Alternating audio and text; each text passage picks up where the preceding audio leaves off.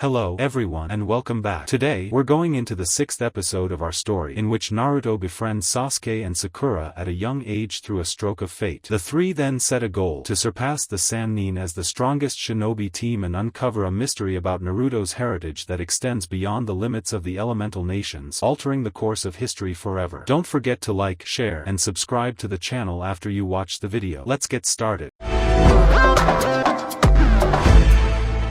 Konoha Ninja Academy 1300, Naruto couldn't help but grin as Sakura came out of the back room with a Konoha headband adorned on her forehead. The rosette-haired girl was the last of the golden trio to take her graduation exam and she, like Naruto and Sasuke, scored a perfect 100 points. Unsurprisingly, they all had to share the title of Rookies of the Year. Sakura gave him a smile back as the three best friends walked out of the academy with their heads held extremely high. They were one step closer to their collective and individual goals. Collectively, all three of them wanted to not only surpass the Densetsu no Sannin as the most powerful shinobi team Konoha had produced, but they also wanted to become the most powerful shinobi team in the entirety of the elemental nations. However, it was still a long ways off. Even if they were Jounin class in terms of skill and overall ability, there were still, undoubtedly, ninja that they looked like mere ants in comparison. On the other hand, in turn, that also meant that they were the strongest genin to come out of Konoha since the Yondame's generation, who was even more powerful than Itachi when he graduated. Deciding to not want to go home just yet, the triad of siblings in all but blood decided to watch the village from atop of the Hokage monument. Naruto and Sasuke stood with their arms crossed on the edge of the fourth's head, while Sakura sat blissfully with her legs dangling off the edge. "So it seems we're one step closer," came the voice of Naruto as he stared into the setting sun with calculating eyes. Sakura nodded with a smile. "Indeed so. Though, I can't help but wonder who our sensei is going to be," she wondered aloud. Her two friends shrugged. "Hard to say," Sasuke commented. "Technically, any number of Jounin can be pulled to be a genin sensei. Honestly, I hope it's someone who's stronger than we are." There was no arguing there. The three had to hold back when sparring Irika, Mizuki, or any academy instructor. They could have beaten them with relative ease if they truly wanted to. The only reason the three had chosen not to was because Mikoto had forbidden it. Otherwise, they'd have outright stomped them each and every single time. "Oh, crap. I almost forgot." Naruto cried suddenly, his body language changing instantly to one resembling panic. "Huh? Forgot what?" the raven-haired Uchiha inquired with a raised brow. "No time to explain. I'll meet you guys home," he replied before jumping off the monument and vanishing using the Shunshin no Jutsu. Sighing a bit, Sakura, in one swift motion, pushed herself up from her sitting position and backflipped to stand next to Sasuke. "By the gods, I'll never understand what he does sometimes." "Neither will I, Sakura." "Neither will I," he agreed as he shook his head. Sakura was about to reply when she heard a prideful roar in the distance. She shifted her head around to where she thought the growl came from. Her eyes widened a bit as she recognized that area immediately even from the highest point in the village, Training Ground 44, also known as the Forest of Death. The black-haired genin looked at Sakura in confusion. Sakura, what's wrong?" She whipped her head back to him in disbelief. "What's wrong?" she inquired incredulously. "You're telling me you didn't hear that?" The Uchiha stared at her with a blank look on his face followed by a nervous laugh. "No," he replied cautiously. He truly had no earthly idea what the kunoichi was talking about. "You mean to tell me you didn't hear a roar just now?" "I half thought I was in a savanna with apex predators for a split second," Sakura alleged. Sasuke's eyes narrowed a bit. "She heard a roar?" "That I didn't?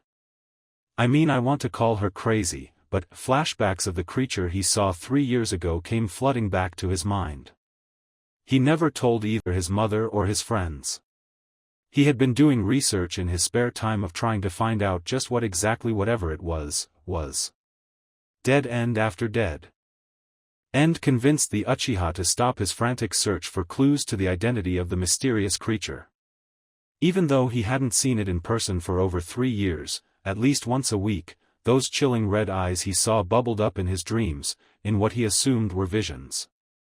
All of these dreams consisted of various settings and towns burning to the ground in what seemed to be either genocide of some sort by an unknown enemy or event, a fact that he wouldn't likely admit to Sakura or Naruto, much less anyone else was the cause of it. Some of the various landscapes and cities seemed inherently familiar, as he could tell they were various shinobi villages and towns from sporadic parts of the elemental nations. However, in some of the visions the architecture looked completely alien to him, showing him various towers that seemed to stretch toward the sky with glass windows, people traveling in some sort of machine that they rode on, as well as machines that flew through the air at hundreds of miles per hour with a person sitting in a pit in the front covered by glass in a dome-like oval shape. These cities were also on fire, but it seemed as if these humans were the cause of it with those strange machines he had absolutely no idea were. Could his visions and what Sakura heard be connected? It was pretty far-fetched, he had to admit, but in hindsight, 3 years ago, he was the only one who saw that creature's judgmental eyes as he felt his entire body go numb as his muscles failed to move. It was only a few seconds real time, but to Sasuke, it felt like an eternity. "I see," Sasuke finally acknowledged. "Sakura, I think I might know vaguely at least, but I think it'll be best to wait until after Naruto gets back." Sakura nodded faintly to his suggestion. "All right, then, Sasuke-kun, you've got me interested," she admitted. "Not the only thing I wish you were interested in," he thought sadly before dismissing such solemn thoughts from his head.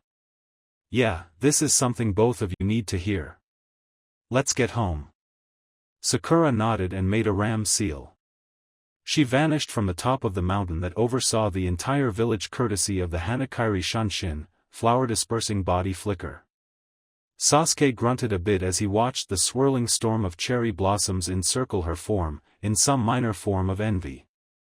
"Gods, damn it, I really need my own unique Shanshin," he muttered. With a long sigh, he simply vanished in a puff of smoke. If Sasuke would have turned around he would have seen the same eyes of the creature he saw 3 years prior. It nodded to itself and vanished, the sunlight both blocking its true form as well as its disappearing method, X0. 0X, Training Ground 44, dubbed the Forest of Death, a calm, ominous air swept through the dense training ground that served as the second stage of Konoha's Chunin examinations. While it wasn't even close to as diverse as some of the creatures that were in the jungle scattered across the elemental nations, it still held a myriad of unique flora, insects, and animal species. The civilian taxonomists within the village had estimated they only discovered roughly half of the various species within the forest. The red-eyed creature suddenly appeared on a branch high up, glancing down at a cave hidden strategically from the residents of Konoha. A snarl was heard from the cave, as the footsteps were loud enough to make ripples in nearby puddles. The beast within the cave stopped before the exit and the only thing the red-eyed animal could see was its exotic, silver eyes with a black slit in the middle. Its voice was masculine and in a deep baritone. "So you finally return, Kiku?" Sasuke's mystery creature, apparently named Kikoo, nodded his head in affirmative. "I have, Baiu. I've been observing the three for quite some time, especially the young Uchiha who Zero-sama is most interested in." Baiu nodded. "Was the girl able to hear my mighty call?" he inquired, with a bit of boasting lanced in his query. Kikoo resisted the urge to snort at Baiu's thinly veiled ego. "She was," the red-eyed creature confirmed, ignoring his minor annoyance. "She heard it plain as day and, as expected, the young Uchiha couldn't hear a thing." "Of course not. Those whose hearts that are in tune with my kind can only hear the call. Though, I must say, I'm quite impressed she was able to hear me. I had been calling sporadically for the past 3 years, in the hope that she would hear me. I had almost given up hope," he confessed. "Indeed. Normally would have waited at least another 3 years, but we couldn't afford to. Not with what's at stake here," Kikoo spoke in a somber tone. If Kikuo could have seen Baiu frown, he would have. You've already shown the Uchiha the visions? Kikuo bobbed his head in confirmation. I made the link with him when I judged his heart to see if he was worthy of my clan's power as Zelo-sama said he was. I was skeptical, I'll admit, due to his relations with such a prideful and haughty clan. Surprisingly, I found his heart free from the arrogance that lead to their eventual destruction. After I deemed him worthy, in my eyes, I passed on the dreams of my race to him. The visions are unclear, even to Zelo-sama and myself. Butone thing is for sure. These three will play a vital role in the future if this world is to be saved from the madness of the summoner of the Thunderbirds and who wields infamous Reiansu, Thunder Cloud Talon. Venom and disgust traced the mythical summon's words as he practically spat out with unmistakable enmity. The vigilant, silver eyes narrowed. It's ironic a man once thought to be able to bring the world into a new era of peace would be the root cause of its destruction. A shame, too, he could have, or, if we're honest with ourselves, would have had one of our kind's powers, but we all know how that went, he sighed sadly. Kikuo frowned, but said nothing further. Speaking of Varandan-sama, has he made contact, indirectly or not, with the Namikaze boy? You and I both know the special relationship between his clan and his kind. Kikuo shook his head. No. Outside of having some of the younger kind watch over him, he has not. His bloodline is still maturing and he hasn't even begun to tap into its full potential. I see, he neutrally intoned. It seems the time draws even closer for them to have our power and allegiance. They will need it to survive the coming storm. The plans have been put in motion. The arduous roads that these three young shinobi shall take will shape and change this world. The Namikaze boy, especially, Baiu added in. He has tremendous potential, both in terms of his ability and power and as a natural leader. Considering he comes from such a regal lineage and bloodline, that should come as no surprise. A frigid chill went down his spine. Such power his clan makes the likes of the Senju and the Uchiha seem like mere ants in comparison. The boy truly has no idea just how potentially powerful he can become. Even surpassing his father? Baiu asked in wonder. Kikuo paused for a bit, weighing on his exact answer. I'm not sure, the majestic creature admitted. His father was truly in a tier of his own, surpassing even his clan members. Baiu glared at him as if telling him to correct his statement. Okay, most of his family, then, he amended, but, you knew what I meant. Baiu simply shrugged. In any case, as I said before, the time draws near before our clans seek them out to give them our power. We have much to teach and prepare them for and not a whole lot of time to do so, he gravely remarked. The beast on top of the branch slowly nodded. Their familiars haven't even been born, yet, which brings further cause for concern. But, alas, we must have faith in Zelo-sama, Varandan-sama, and Bayako-sama. The summon within the caverns bobbed its head in agreement. I do believe so. With that being said, I bid you farewell, old friend. I, as well as you, have much to prepare for. I wish you luck. As do I, came his curt reply. With a screeching cry of his flight call, Kikuo vanished in a blazing pillar, leaving black char marks in his wake. Baiu retreated back into the caverns, newfound determination in his eyes. He had seen the visions of the potential future this world had. So long as he drew breath, he would walk through hell, itself, before he allowed them to come to pass. But first the needed a nap, a good 18-hour one, at that.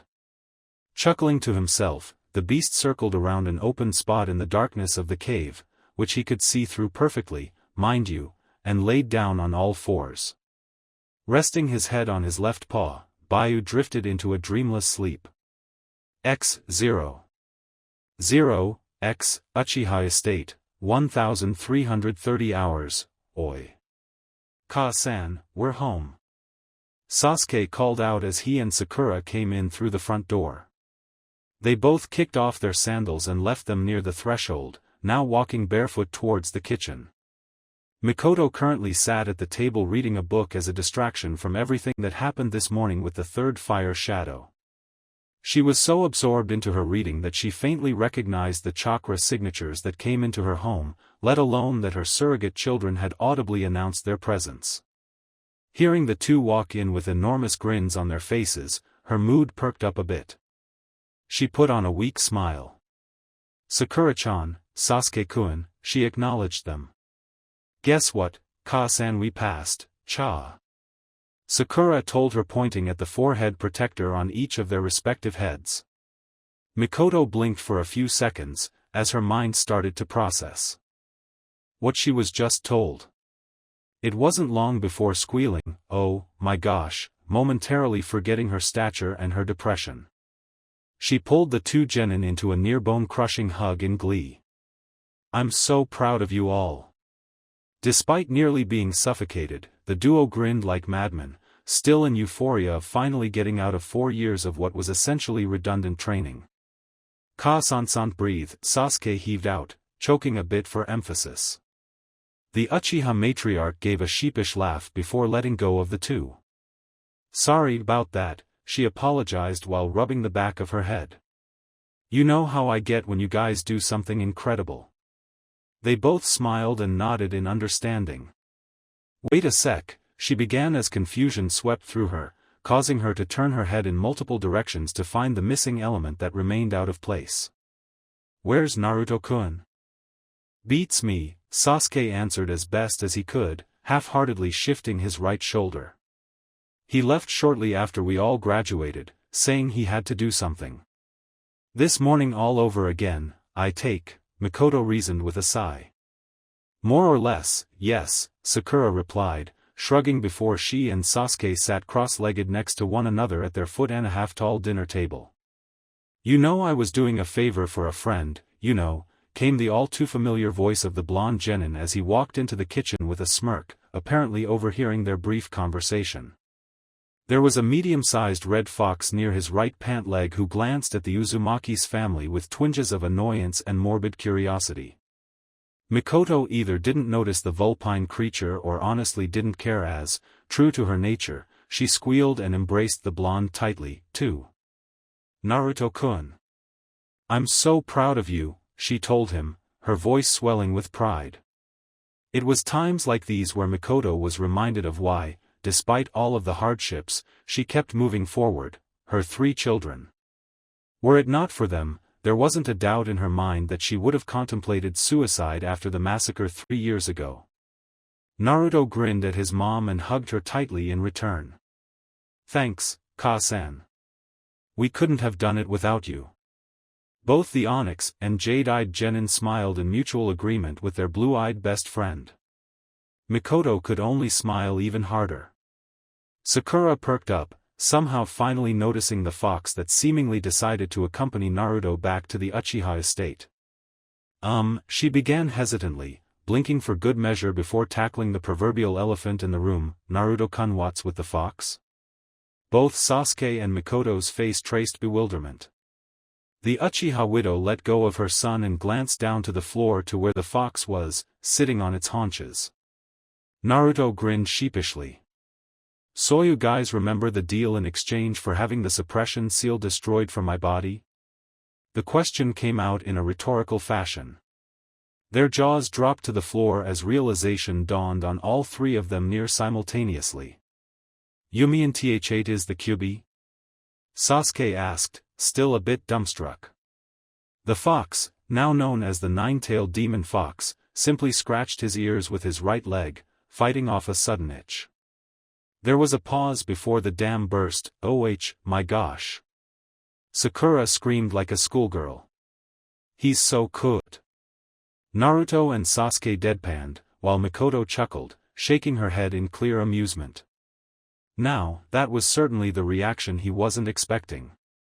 The vulpine growled a bit, audibly. "I am the Kyuubi no Yuko, girl. I have powers that dwarf even the strongest mortal. One of my tail swings can flatten mountains and cause tsunamis. I am the strongest of the 9 Biju, and there is no beast on this earth that comes close to the demon fox's rant, which only Naruto could, naturally, understand, was cut short as the rosette-haired kunoichi picked him up and cuddled him, his furry body nearly mushed close to her developing breasts. Naruto blinked heavily, too surprised to even see the humor in the situation. "Take your paws off me, woman. I'll have your head for this before 3. He trailed off as the kunoichi caressed his back with a soft gentle touch of clear affection. The gesture sent a pleasurable chill down the fox's spine, making him shiver. However, it came out as more of a purr than anything. Sakura sat back down, cross-legged, and still kept her strokes even and gentle. She even scratched his ears for good measure. "Oh, wow," Naruto guffawed as he started fall over laughing. Sasuke followed suit. He too was clearly entertained at the demon fox whose malevolence had nearly flattened the village 13 years ago was reduced to acting more like a common house cat. Even Mikoto had to admit that it was pretty amusing, to say the least. Her laughter was simply reduced to mere giggles. "God damn you," the Kyuubi drawled out, trying his best to put back his facade of being an evil vulpine. He was failing miserably. "This is so wrong but feels so good. By the gods, yes. Right there." Seeing as Naruto was the only who could understand him, he laughed even harder, tears streaming from his eyes. After a good 2 to 3 minutes, the blonde Jinchuriki finally composed himself, wiping the liquid from his eyes. "Oh, gods, that was amazing," he commented, breathing out. "You know this is something I'm probably never going to let you live down. You know that, right?" Naruto telepathically told the kitsune, smirking a bit. All he got in response was the fox equivalent of a small snort. "Brat, if you knew how utterly godly this girl's touch was, you'd be acting the same way," he sneered. "It's too bad that this is only temporary, a fox could get used to this." He then looked at his tenant with what seemed to be a mischievous, perverted grin. "Besides, I'd be willing to bet 6 of my tails you would want to find out just good her touch is, Naruto's eyes widened a bit in both half anger and half embarrassment at the implication. His cheeks pinked a bit as his eyes started to twitch in annoyance. "Stupid, perverted fox," he bellowed, pointing his accusatory right index finger at him. The rest of the 3 human occupants in the room stared at the Uzumaki strangely, as if he had grown a second head. He blushed a crimson red in embarrassment. "Well. You see," he tried to explain, but words were starting to fail him at the moment. Sasuke shook his head. "You and that link you have to the fox, I'll truly never understand." Sakura and Mikoto silently agreed, while the genin kunoichi continued to stroke the fox's ears, much to his delight. "Speaking of things I'm not understanding, I have to tell you all something." The tone of urgency in his voice was not lost on the other shinobi. Every lodger in the room straightened up. Mikoto grimly nodded and stood up to pour everyone a cup of hot tea. She had a feeling that this would be a long conversation. "What's up, bro?" Naruto inquired, clearly interested in what he had to say. The fox had a curious expression on his face, as well, clearly noting his interest. The Uchiha scion took a sip of his tea before taking a breath. "Okay, you two remember about roughly 3 years ago when we were having lunch at the academy?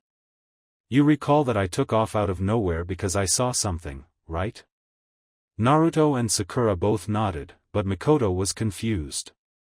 However, she figured she could piece it together well enough, and decided not to interrupt. Sasuke sighed again. "Well, I never told you all this, but ever since that day, I've been having dreams. Hell, I wouldn't even call them dreams. More than likely visions," he explained. The 2 females blinked in surprise, while Naruto's eyes narrowed ever so slightly, his augmented mind processing this new information at a rate that would put the Nara clan to shame. The Kyuubi's eyes widened completely. Visions? He saw visions after he saw that creature? But there's only one race in the entire world that could give him that kind of precognition, the fox thought to himself. The potential implications of what he just heard were incalculable. If it was true that they had given him the gift of seeing into the future like their kind could, that meant only one thing: shit was about to get real, fast. Visions? Mikoto inquired, not quite understanding. Like what? What did you see? She was skeptical, truthfully, but she had to hear her son out. Considering the crazy things she had seen Isu, Minato, Kushina, the Third, etc. had done in her childhood, she'd learned that practically nothing was impossible anymore. I saw entire villages, yes, even ours, being burned to the ground, Sasuke replied, dropping the bombshell. Everyone, including the poker-faced blonde, eyes widened completely. Wait, couldn't this be just a nightmare? I mean, we all have bad dreams every once in a while, Sakura tried to reason, though there was a small part of her that just knew that this wasn't the case. Mikoto and Naruto concurred in agreement. Sasuke almost looked smug as he was about to hit the kunoichi with a dose of reality. Actually, no. Tell me, Sakura, would you write off a dream that you have had every 3 days for the past 3 years as a simple once-in-a-blue-moon nightmare? With the only difference being a different point of view and new perspective, but otherwise roughly the same? He asked her semi-rhetorically with a sarcastic hum to boot. The three sat there in stunned silence at that particular revelation. Kyubi, however, was mentally going haywire. There's no mistaking it. It is them. But how? And why? They only give their power to mortals only when the other two races also want. Kyubi's thoughts trailed off as he froze completely. He gazed, discreetly, at both the female holding him and his tenant. His jaw dropped to the floor. As realization hit him like a Baijadama, tailed beast ball. By the fucking god, Kyubi got to be shitting me. So, Varandan, Bayako, and Zalasiavi decided that my vessel and his friends to be your masters. The fox needed time to process this information. He wasn't going to let his tenant know just yet, he needed more intelligence. Sasuke-kun, did you wait until now to tell us this? Mikoto asked, concerned for the mental welfare of her biological son. Because I thought I could handle it, Sasuke explained with a bit of a regretful frown. At first the dreams did scare me, admittedly, but soon, after a while, I got so used to it that I sometimes actually went to sleep thinking, what's going to burn down, this time? I had researched thoroughly and found nothing that would make any logical sense as to why I was receiving these visions. Some of the buildings and places I saw were completely off to me. They had buildings and machines that I've never seen before. Alien architecture? Sakura hummed aloud in thought. Could it possibly be Europa? She suggested. Naruto cupped his chin in deep thought as his mind processed the possibility. It is possible. But what would the wonders of Western civilization have anything to do with us? As I recall from the brief geography lessons from the academy, the frontier region that separates it and the elemental nations essentially isolate us from the rest of the continent. No serious contact has been made in the past 100 years. For all we know, every single country there could be at war, vying for control or having other regional conflicts and geopolitical issues. That's true, the Uchiha butted in, drinking her tea with a small sip. She then asked Sasuke the million Ryu question. Sasuke-kun, these visions. Do you think they're of the future? Not necessarily, he replied back. It's just, he went through a series of unknown and indescribable hand motions trying to figure out the best way to explain this. A potential future, you know? Like this could potentially happen if I, specifically, don't do something. What would the welfare of countries thousands of miles away have to do with you? Sasuke-kun, you're nothing more than a genin, just like Naruto-kun and I. We're barely important, in the grand scheme of things, to our village, let alone on a global scale, the pink-haired kunoichi reasoned, still petting the fox in her lap. Said fox was truthfully no longer even registering her strokes of affection as his mind was completely occupied by the conversation being told at hand. That ice, assuming what he saw was Europa, Naruto skeptically uttered. Assuming what you saw was the West, then that would imply that our two civilizations will somehow meet. The question Ishawand why? Mikoto felt a twinge of guilt consume her. Naruto truly have no idea. Truth of the matter is Europa has more to do with you than you realize. I just hope when I tell you the truth, you won't hate me for it. Mikoto honestly wanted to tell Naruto about his real parents, but just couldn't bear the idea of her son hating her for keeping it from him for so long. She had spent the past 4 years building up a trust and bond with the blonde that was as deep as one could possibly get for a mother and son. The sheer thought of that bond shattering, the instant he found out, terrified her to the core. Her heart had already been broken twice, once by the Sandaime Hokage's manipulations and the other by Itachi, who both had essentially killed the men she loved. In any case, I'm really not too sure where to go from here, the Uchiha told them earnestly. Solemn frowns contorted onto their faces. I'm not either, Naruto admitted. But we'll figure something out. Mikoto nodded in agreement with her surrogate son. For now, I'd say that from now on, when you have one of those. She paused momentarily, part of her still coming to grips with the reality of the situation. Visions, I'd suggest that when you wake up you immediately write down as much of the details as possible, she suggested, eyeing her son carefully. Sakura perked up and blinked her eyes as she immediately caught on to what Mikoto was suggesting. I see, she exclaimed with glee. If we analyze Sasuke's notes over a period of time, say 1 month, then we can start to look for common patterns. The older woman gave her a satisfied grin. Astute as always, Sakura-chan, she praised. While Naruto was, unquestionably, a borderline tactical genius and was highly intelligent in his own right, overall, the jade-eyed Kunoichi's intelligence still surpassed him in spades. Naruto's mind was more suited for combat and tactical situations. Sakura, on the other hand, was token definition of book smart. While it was questionable to whether or not her brain was on par with Shikamaru or any of the Nara clan, her IQ test of being 180 proved she was pretty damn close, all things considered. I see, then that's the plan then, Naruto finally decided. Sasuke, from now on, you'll describe in detail what you dream about so the 4 of us can find clues to move us toward the truth, he practically ordered, further cementing his leadership role. Sasuke bobbed his head in acquiescence. In the meantime, we still have to meet our sensei tomorrow. The 3 of us are likely the only ones aware that the academy exam was a ruse for us to let our guards down, and the real test comes tomorrow. We need to be ready for anything. I want us rested up and ready to kick ass tomorrow, all right? Hell yeah, came the enthusiastic response from them both. Mikoto smiled and dismissed all 3 of them for the rest of the day, to prepare for tomorrow. She knew what the test was going to be, but she was confident that they'd figure it out easily. Sakura carried Kyubi in her arms back to the boys' room. Meanwhile, the fox looked at the blonde with even more newfound respect. He had a personality and charisma that could make even the most cynical person want to follow him to hell and back.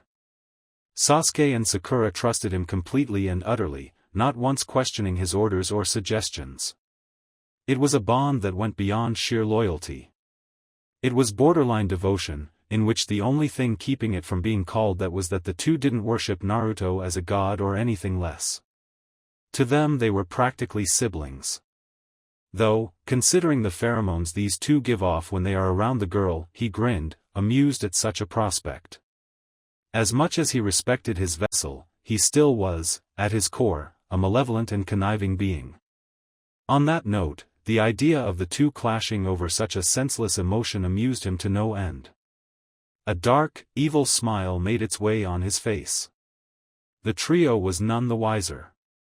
X0 X Konoha Ninja Academy 0800 hours. Next day, anxiety and anticipation swept through the room, as nearly everyone was excited at the prospect of meeting their sensei and finding out who would be in their squad. Ordinarily, the process would have had the genin know their teammates on one day and in the next they'd meet their sensei. However, this was another minor change in the way the academy did things thanks to the reforms from the upper echelons all the way down.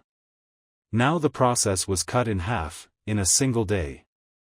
So, think we'll be on the same team? Sakura pondered aloud.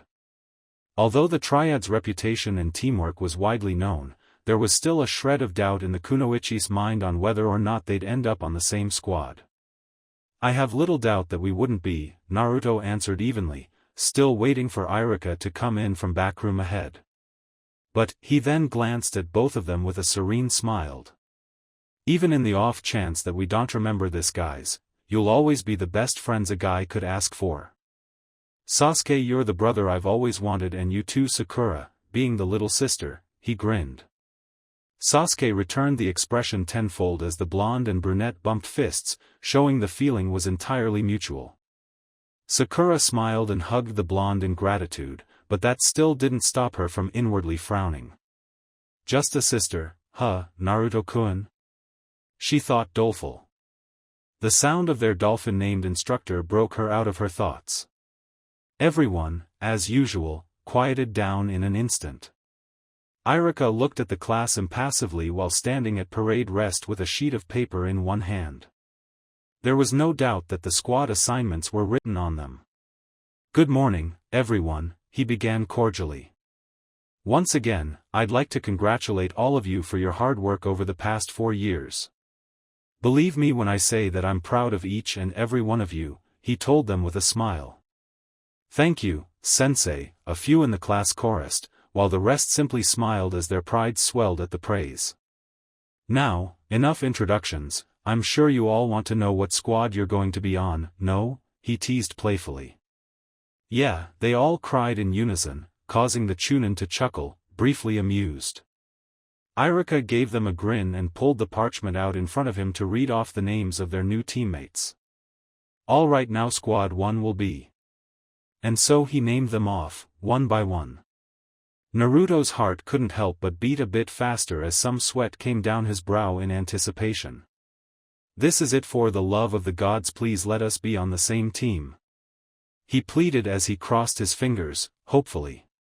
Sasuke and Sakura were impassive, but he knew them well enough by now that they too were just as nervous as he was. Now, we come to Squad 7. Irika began, as he made a subtle look at the blonde Jinchuriki. It will consist of, there was a dramatic pause. The tension was so thick you could cut it with a kunai. Uzumaki, Naruto, Haruno, Sakura and Uchiha Sasuke. All three let out a breath they didn't know they were holding and stood up and cheered. Hell yeah! Cha! Sakura cried out in bliss. The rest of the class smiled and clapped, showing their congratulations.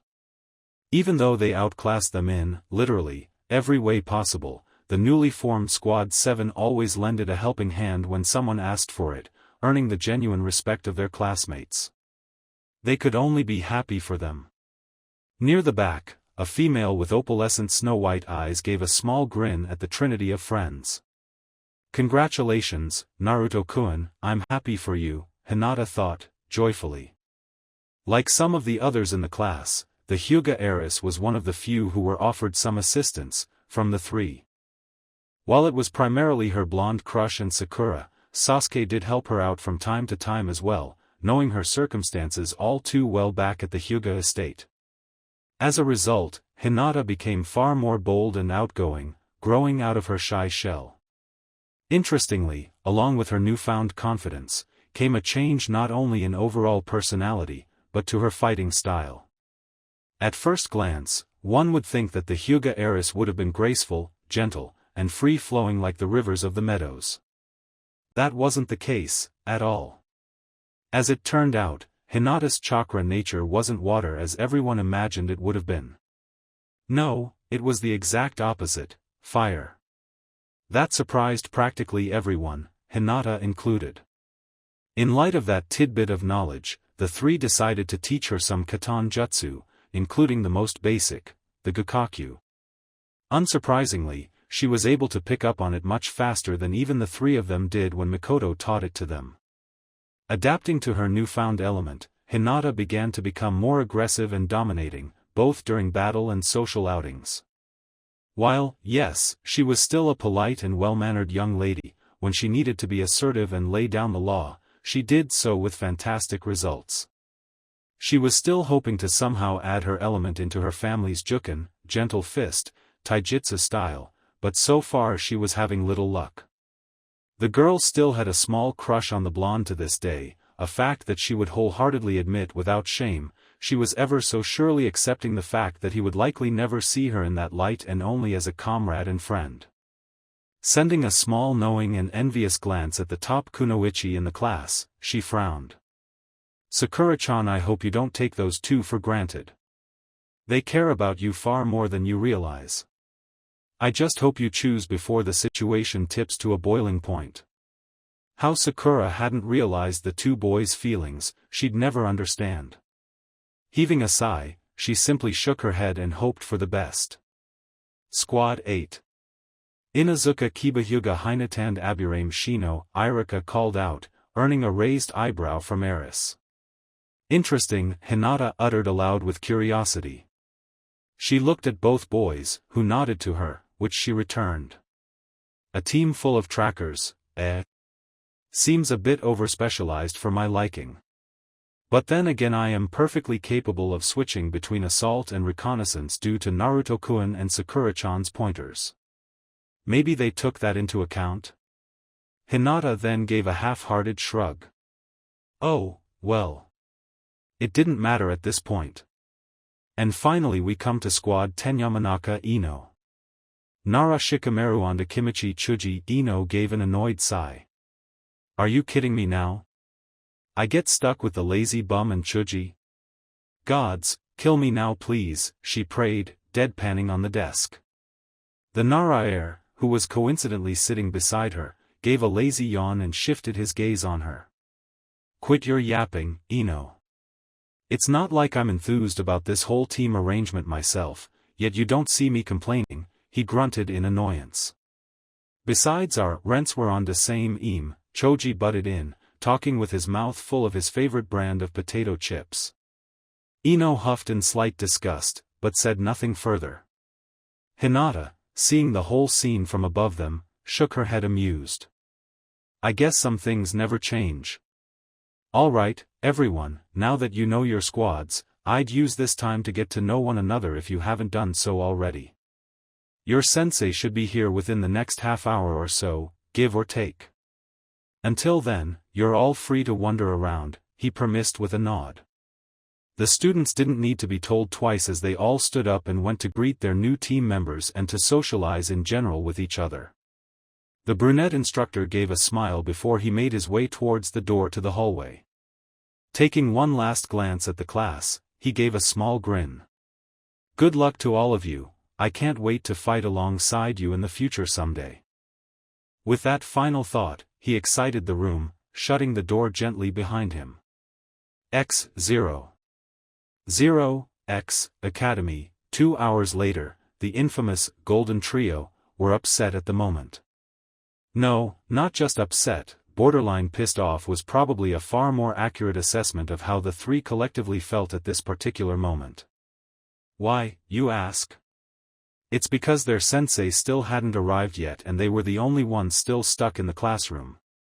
Naruto gritted his teeth. Okay, this is pissing me off, he growled out, spinning some shuriken in his hand to keep his mind occupied. Both of them scowled in agreement. Squad 8 and Squad 10 sensei had all picked them up relatively on time, give or take a few minutes. Squad 8 sensei was a beautiful jounin by the name of Kurenai, who, if Naruto recalled, specialized in genjutsu. He genuinely wondered how Sakura's illusionary technique stacked up against the scarlet-eyed kunoichi. True, she was a jounin, but the three of them all were on that level as well, so it stood to reason that Sakura could probably give the genjutsu mistress a run for her money, with only her experience giving her the slight edge. As for Squad 10, their sensei was the son of the Sandaime Hokage, Sarutobi Asuma. He was once part of the 12 Guardian Ninja and taught Naruto some wind techniques, as a favor from the Uchiha matriarch. He was an all-right guy in Naruto's eyes, if not a little out there. The man sure did love his cigarette, that's for sure. The blonde never understood the appeal, but to each his own. Naruto gritted his teeth in frustration and went up to the chalkboard in the classroom and picked up an eraser. Both of his best friends looked at him with a raised eyebrow. Naruto, the hell are you doing? Sasuke questioned, dumbfounded by the Jinchuriki's actions. I'm bored, okay? Naruto irritably cried out, walking towards the door. He pulled it open ajar and set the eraser on top. Naruto Kunio, don't expect that to work on a jounin, do you? Sakura rhetorically quipped, disapprovingly. Sasuke sighed, too annoyed to say anything, really. The blonde grunted. No, not really, he admitted. But I honestly have nothing else better to do but dash. He stopped as all three of them perked up simultaneously, sensing a presence behind the door. It slid open and the eraser fell on the person's head and landed on the floor with a thud. The male crossed the threshold and picked up the eraser that just hit him and dusted some of the chalk out of his silver hair. His headband covered his left eye and he gazed at the three lazily. Sasuke's eyes narrowed suspiciously. This guy is supposed to be our sensei? Then how in the blazes of hell could he have fallen for such a cheap trick?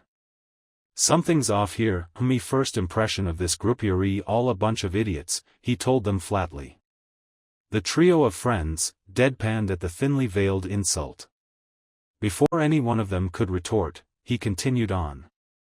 Meet me on the roof in 2 minutes, we'll get started from there, he instructed, before vanishing in a puff of smoke. Let's go everyone, Naruto ordered out, not in the mood to bitch, just yet. They both nodded and vanished. X0. X, roof of the academy, 1015 hours, Naruto, Sasuke, and Sakura sat on steps made out of solid concrete while their sensei leaned against a railing, his right eye still having the detached lazy look. Alright, why don't you introduce yourselves one at a time, the Cyclopean Jounin suggested. What exactly do you want us to say? That can be done any number of ways, Naruto pointed out, crossing his arms. Why don't you go first, seeing as you are our sensei, and it'll give us a format to introduce ourselves. Kakashi's mouth gave a small twitch of wanting to smile. Very well then. I'm Hatake Kakashi. Things I like and things I hate? I don't feel like telling you. My dreams for the future, I've never really thought about it. As for my hobbies, I have lots of hobbies. He smirked a bit, amused, as his eye closed to give a U shape. How useless, only told us his name, Sakura muttered under her breath. The Uchiha and Uzumaki silently agreed. Since I went and you know what to say, then let's get started. Blondie, why don't you go first, Kakashi suggested. Said Blonde's eye twitched in annoyance at the nickname, but he put it aside for now. All right, my name is Uzumaki Naruto. I like my two best friends, my Kaa-san, Kenjutsu, shogi and military history. I hate bigotry, close-mindedness, and most of all, anyone who would dare try to hurt my family, he replied in a voice so cold it sent shivers down everyone's spines. My hobbies include spending time with my Kaa-san, Sakura-chan, and Sasuke, training and trying out different kinds of ramen flavors. Sakura had to shake her head. She should have seen that one coming a mile away. As for my dream, no, it's not a dream, because I will make it reality. My dream is to become the strongest shinobi this village has ever seen and become its Hokage. That way, I can protect those who are precious to me as well as gaining the respect of this village despite what they hate me for. Kakashi couldn't help but smile. Just like Sensei wanting to protect others. You'll make a great shinobi, kid. You got guts. I see. Interesting. Next. Sasuke inhaled slowly, before starting. My name is Uchiha Sasuke. I like a lot of things, mainly Sakura and Naruto. Like Naruto, I enjoy shogi. I enjoy meditating, practicing with my Kusarigama, and having a good time within reason. I hate fangirls, idiots, and those who don't train to better themselves when they have potential. As for my hobbies, I training, sparring, reading, and thinking. My dream is simply to not only change my clan's image but kill a certain man, he uttered darkly as his Sharingan flared to life. Kakashi could feel the waves of killer intent coming from all three of the ninja in front of them. The ashen-haired veteran gulped a bit. They collectively want Itachi's head. I'll back off for Nobuta if they obsess over it, then I'll step in. Very well, then. Lastly, my name is Haruno Sakura. I like my two best friends a girl could ever ask for: reading, writing, poetry, calligraphy, training and gardening. I utterly detest perverts and those with sick fetishes, she spat out in disgust and contempt, clenching her fists. Even though she had lived with the Uchiha for the past 3 years, that still didn't stop her from wanting revenge on her stepfather. In fact, the animosity only increased with time. My hobbies are the same as my likes, honestly. I have 2 dreams. One is to become the most powerful kunoichi in the world and the other, well, that's completely personal, sensei, and I don't trust you enough yet to reveal it to you, she said coldly with narrowed eyes. Kakashi cringed a bit, that last tidbit hurting more than he expected. It seems these 3 have colossal chips on their shoulders. Ah, well, we'll see where this goes. After all, I am dealing with the top 3 genin in this graduating class. After heaving a small sigh, he got up from the railing. I see. How interesting. Well, I'm here to tell you, now, we've got survival training this afternoon. In other words, the true test to see if we'll be genin, and not that poor excuse of an exam we took yesterday. Am I right? Naruto inquired smugly, while Sasuke and Sakura gave smirks of their own. The only indication that Kakashi was surprised was his eye widening for a fraction of a second. Naruto's razor-sharp visual acuity caught the gesture. His visual acuity was leagues ahead of practically anyone. There was no human gesture that he couldn't detect, no matter how faint. That's why he was a virtual walking lie detector. I see, so you've already figured it out, then, Kakashi stated evenly. Good, that makes this a lot easier to explain. To put it simply, this exam has a 66% failure rate. In other words, out of the 27 graduates, only 9 will actually become full-fledged genin. The other 18 will be sent back to the academy, he explained. So essentially this is do or die, make it or break it, huh? Sasuke intoned with an excited glee. Well, then, I say bring it on, Kakashi-sensei. Yeah, you can throw anything you got at us and we'll pass, cha. Sakura exclaimed excitedly. The copy ninja chuckled at their enthusiasm. Meet me at the 3rd training ground at noon and bring your ninja gear. Oh, and by the way, I wouldn't eat lunch if I were you. You'll puke, he stated flatly. That's all I have. I'll see you this afternoon. You're dismissed. Without even having the decency to say goodbye, the copy ninja had already vanished from sight. Don't eat lunch, who does he think he's fooling? Sasuke pondered aloud, rhetorically. It's obvious he's dealt with idiots for students in the past and somehow thinks we'll take his advice, Sakura added indignantly, crossing her arms.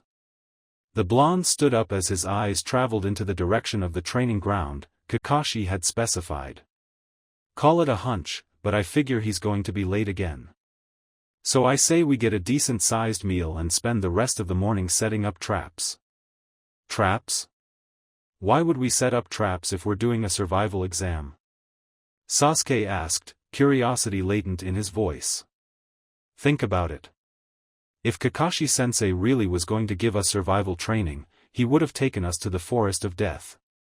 We're technically not allowed out of the village yet. So that's the only logical place to meet if he wanted some real survival training.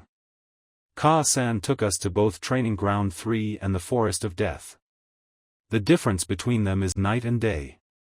Sasuke's eyes narrowed as his mind started racing.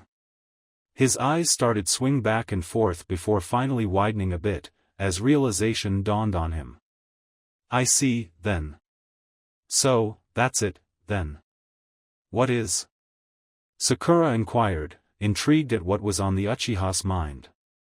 Sakura, this whole exam seems fishy to you, right? She nodded in confirmation. He then continued, well, think about if this exam has a 66% failure rate, and from his tone there's no reason to not assume this isn't consistent with every graduating class. Now tell me what would be the primary reason that 66% would be entirely consistent for freshly graduated genin, in light of our overall manpower, Naruto already knew the answer, having figured it out during the conversation with Kakashi, as his augmented mind was processing the information while simultaneously engaging the jounin in casual conversation. It took the pink-haired girl a while, before her eyes widened in surprise. Teamwork. Of course. They didn't pass because they failed to work together. Exactly, Naruto confirmed. Why else wouldn't they pass? It's hard to believe that genin would fail year in and year out based at a consistent percentage without some underlying reason. While yes, there is the possibility of different sensei giving different exams, I dismissed that almost as quickly as the thought came to me. One consistent thing about the hidden leaf was that we always universally adopt proven methods. If a method is found to be better than a current standard, we adapt and apply. The academy was an exception to this until recently, an outlier if you want to call it that. But then again, there are exceptions to every rule. Sakura bobbed her head. I see. That's why the failure rate is so high. They couldn't work together because they didn't know how to adapt to each other's skills in such a short amount of time. It's actually ingenious when you think about it.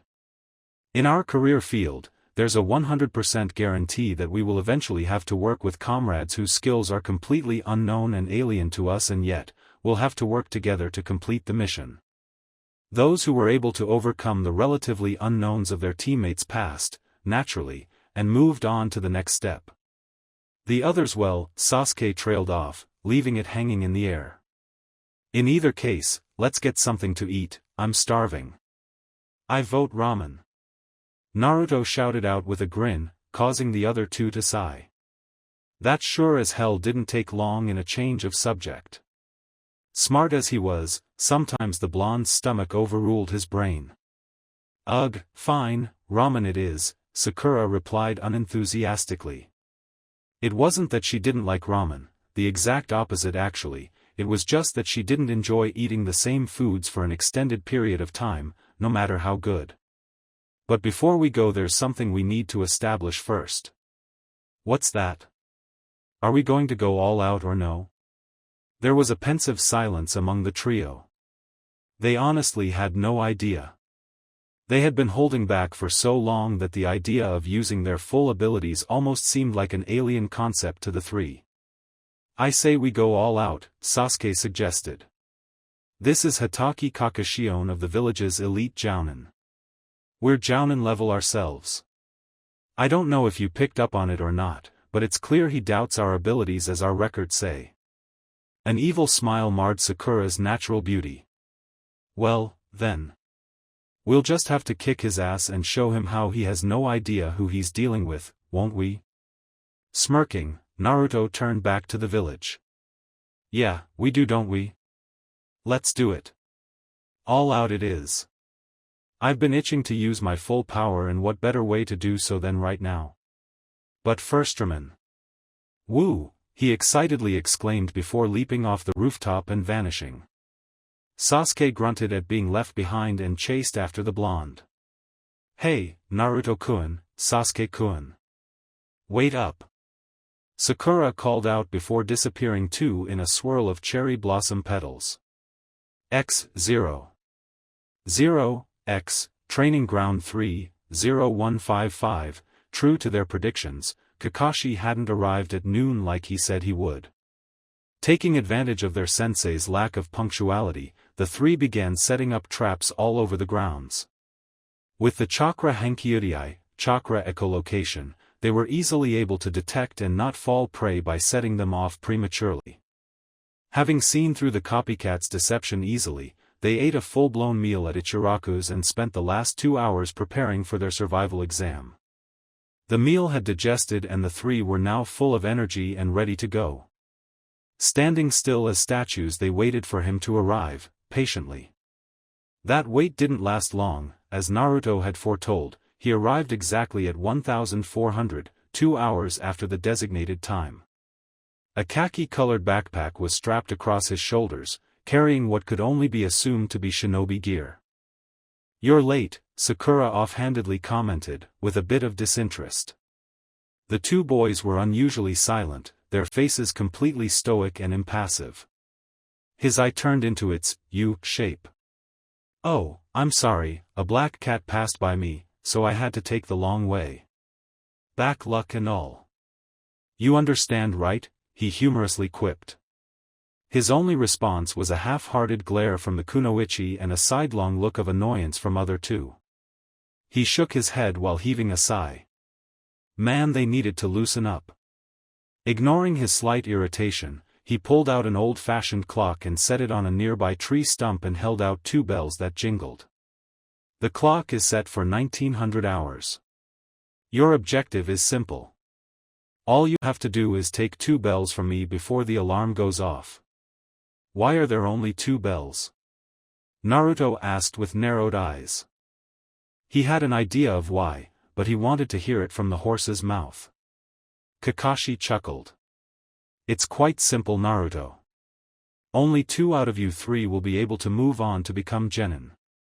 The one who doesn't get a bell will, of course, be sent back to the academy. Then again, there is also the possibility of none of you getting a bell and all 3 of you being sent back," he explained. And that's where the statistic comes from. Idiots taking what he said at face value instead of looking for a deeper meaning. It's a wonder the village has survived this long, considering how utterly incompetent most of these shinobi have turned out to be, the Uzumaki thought indignantly. He shared a glance at the other two, who nodded and smirked a bit. Kakashi raised a brow at their behavior, before tying the bells on his waistline. "Now, before we begin, I'd like to warn you 3 now. If you don't come at me with the intent to kill, then I assure you, you'll never get these bells, understood?" "Is that so, Kakashi-sensei?" Sakura inquired, a devilish grin contorting on her face. "Of course, I'm a jounin. You're genin. Anything less than your best and you're simply wasting your time." "Oh, he is so going to regret saying that," the 3 collectively thought as they got into half-hearted stances to further throw the elite jounin off. "All right, start whenever you're ready," he told them, taking note of the auras. So far, he wasn't impressed. "Just as I feared, all that talk was just all fluff." "Oh well, then. There's always the next batch." Naruto smirked and all 3 surrounded the jounin in a triangle equidistant from each other, with impressive speed.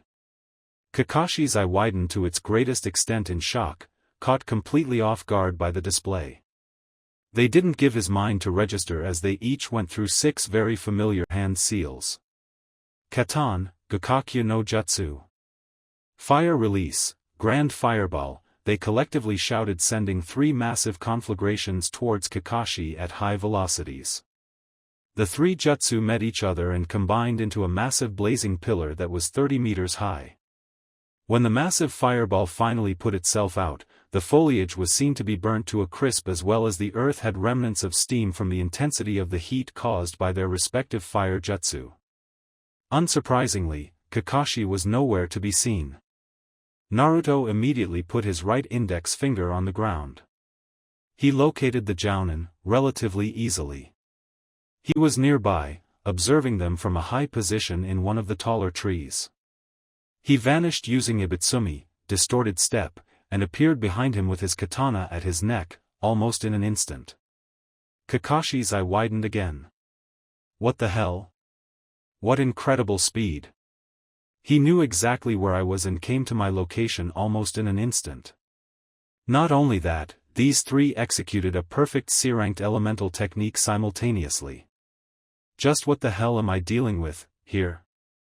"I'll say this one time, Kakashi-sensei, underestimating us will prove to be your undoing," Naruto coldly uttered, keeping the katana close to his neck. "Is that so, Naruto? Well, I have to say, you really surprised me," he told him earnestly. "But alas, you forgot one thing." The blonde's eyes narrowed. Enlighten me. You can't tell me apart. Naruto's eyes widened as Kakashi puffed out of existence. Kage Bunshin. He alarmingly thought, before he dodged several kunai on pure reflex. He jumped out of the tree tops and back into a clearing where Kakashi engaged him with a slightly larger kunai and the two had an all-out skirmish. Naruto's kenjutsu was obviously superior, but Kakashi was no slouch at all, even keeping up with Naruto's enhanced reflexes. About a minute into their impressive battle of showmanship, Naruto jumped backwards 100 meters throwing the Jounin off guard. His eye widened a bit as he blocked a strike from one of Sasuke's Kozurigama. Don't tell me you forgot about us, sensei. Sasuke growled, spinning the other side with impressive skill and talent. The Uchiha Scion sent the other double-bladed weapon spiraling towards him. Rather than block, Kakashi opted to simply jump out of the way, but in that very moment Sakura appeared suddenly with her Hanakairi Shunshin, flower-dispersing body flicker. Her staff was fully extended and she gave a war cry before swinging it down with all her might. While certainly not expecting this, the copy ninja dodged at the last second while they were mid-air and grabbed the staff's tip as leverage and kicked the kunoichi away. Not even a second later, she vanished into cherry blossoms. A sharp blow from behind sent him pluming all the way into the lake with a giant splash. The rosette-haired girl landed on the lake, proud of her handiwork. How do you like that, Kakashi-sensei? That's what I call the Hanakairi Kawarimi, flower-dispersing substitution, cha. She exclaimed with a huge grin. Naruto and Sasuke appeared on either side of her, all of them ready to do battle in an instant. The copy ninja surfaced himself and stood on top of the water completely dumbfounded on what was clearly happening in front of him.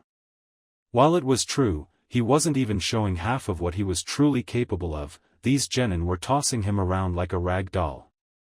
He always told his past teams to come with the intent to kill, simply for them to go all out.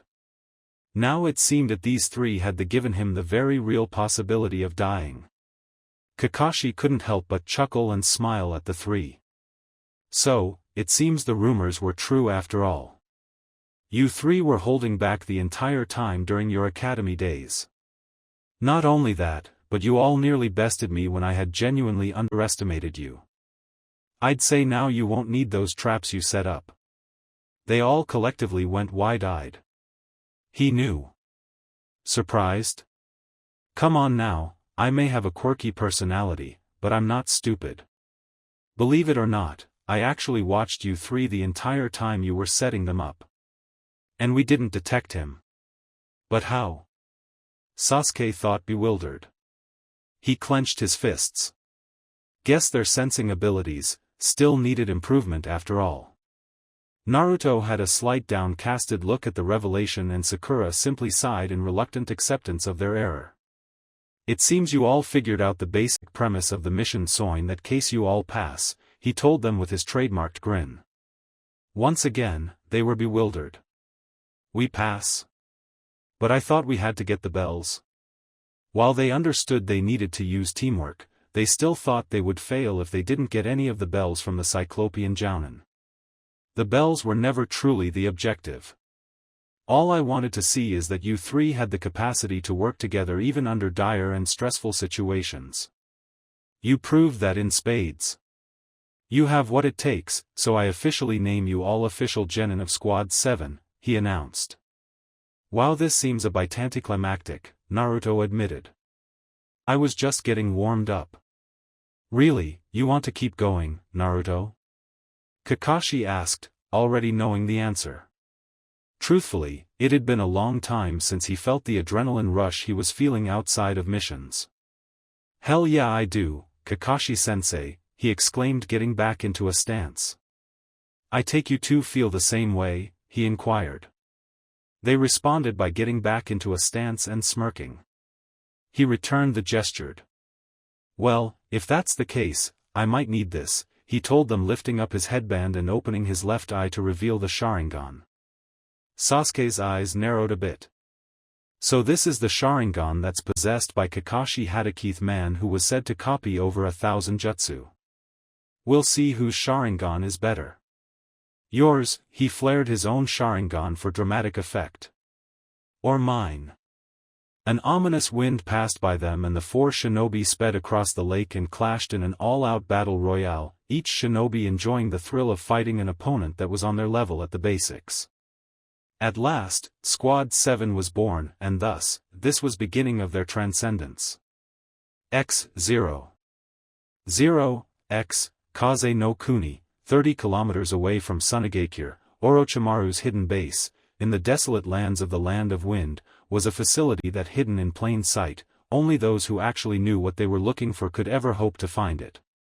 This was one of the Snake Wizard's many bases scattered all across the elemental nations.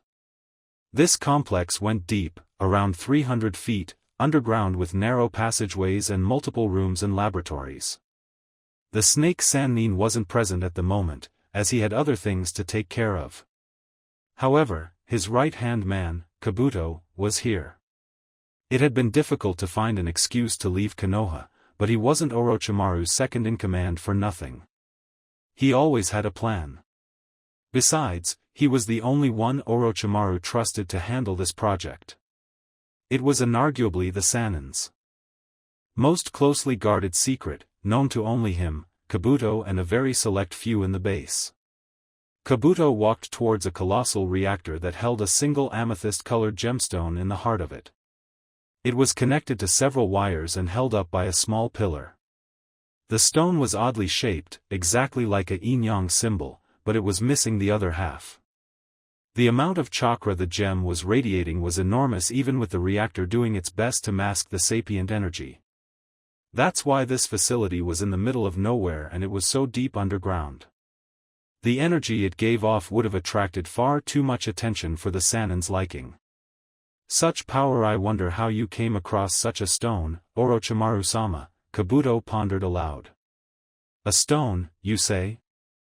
There should be a rule on those who are ignorant to what they are dealing with to not try and control things beyond their comprehension, a voice said from behind him. Kabuto's eyes widened and turned around to see a man in strange gold armor with a red robe and an opera mask on his face.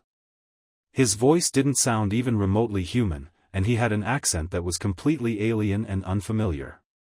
Surrounding him was four men dressed in dark blue robes, black military combat boots, and hoods on their faces. Their hands glowed blue. Just who are you? And how did you find this place? Kabuto asked, trying to hide his inner panic. An alchemist, of course. You may call me the Regent of the Mask, the Regent replied sadistically. As for how I found this place, you'd be surprised at what modern technology can do against you primitive animals, he told him in disgust. But that's neither here nor there. Hand over the jewel and I'll think about letting you live to report to that sniveling snake of how much of a failure you are. Kabuto's eyes darted toward the panic button that would alert the entire base, but it seemed the masked man already had that covered. If you're thinking about alerting everyone in this base to our presence, then I suggest you reconsider. After all, we've already killed them all, he darkly intoned, causing the white-haired teen to go wide-eyed. Before he could leap into action, the regent had stabbed him all the way through his sternum with a sword shaped like a rapier. Stand in fear, Shinobi, before the lords of alchemy shall purge you of your sins, he sadistically intoned before kicking Orochimaru's right-hand man away. Orochimaru-sama, he stuttered out before everything went black. I intentionally missed his vitals. Ensure that he lives. Someone needs to send a message to the Sannin about what transpired here, he ordered. They nodded and grabbed Kabuto's unconscious form and vanished, leaving the regent and one of his underlings alone. The regent approached the gemstone as his arm crackled with raw power. He took a hold of the jewel and its power was nearly causing the entire complex to come crashing down on top of them. The two alchemists were unperturbed at the disturbances and vibrations beneath their feet. Finally, after a minute or so of force, the masked man finally was able to pull the stone from the reactor. My lord, the alchemist to his left began. If I may be so bold, what exactly is the importance of this jewel? The regent of the mask gave him a dark chuckle.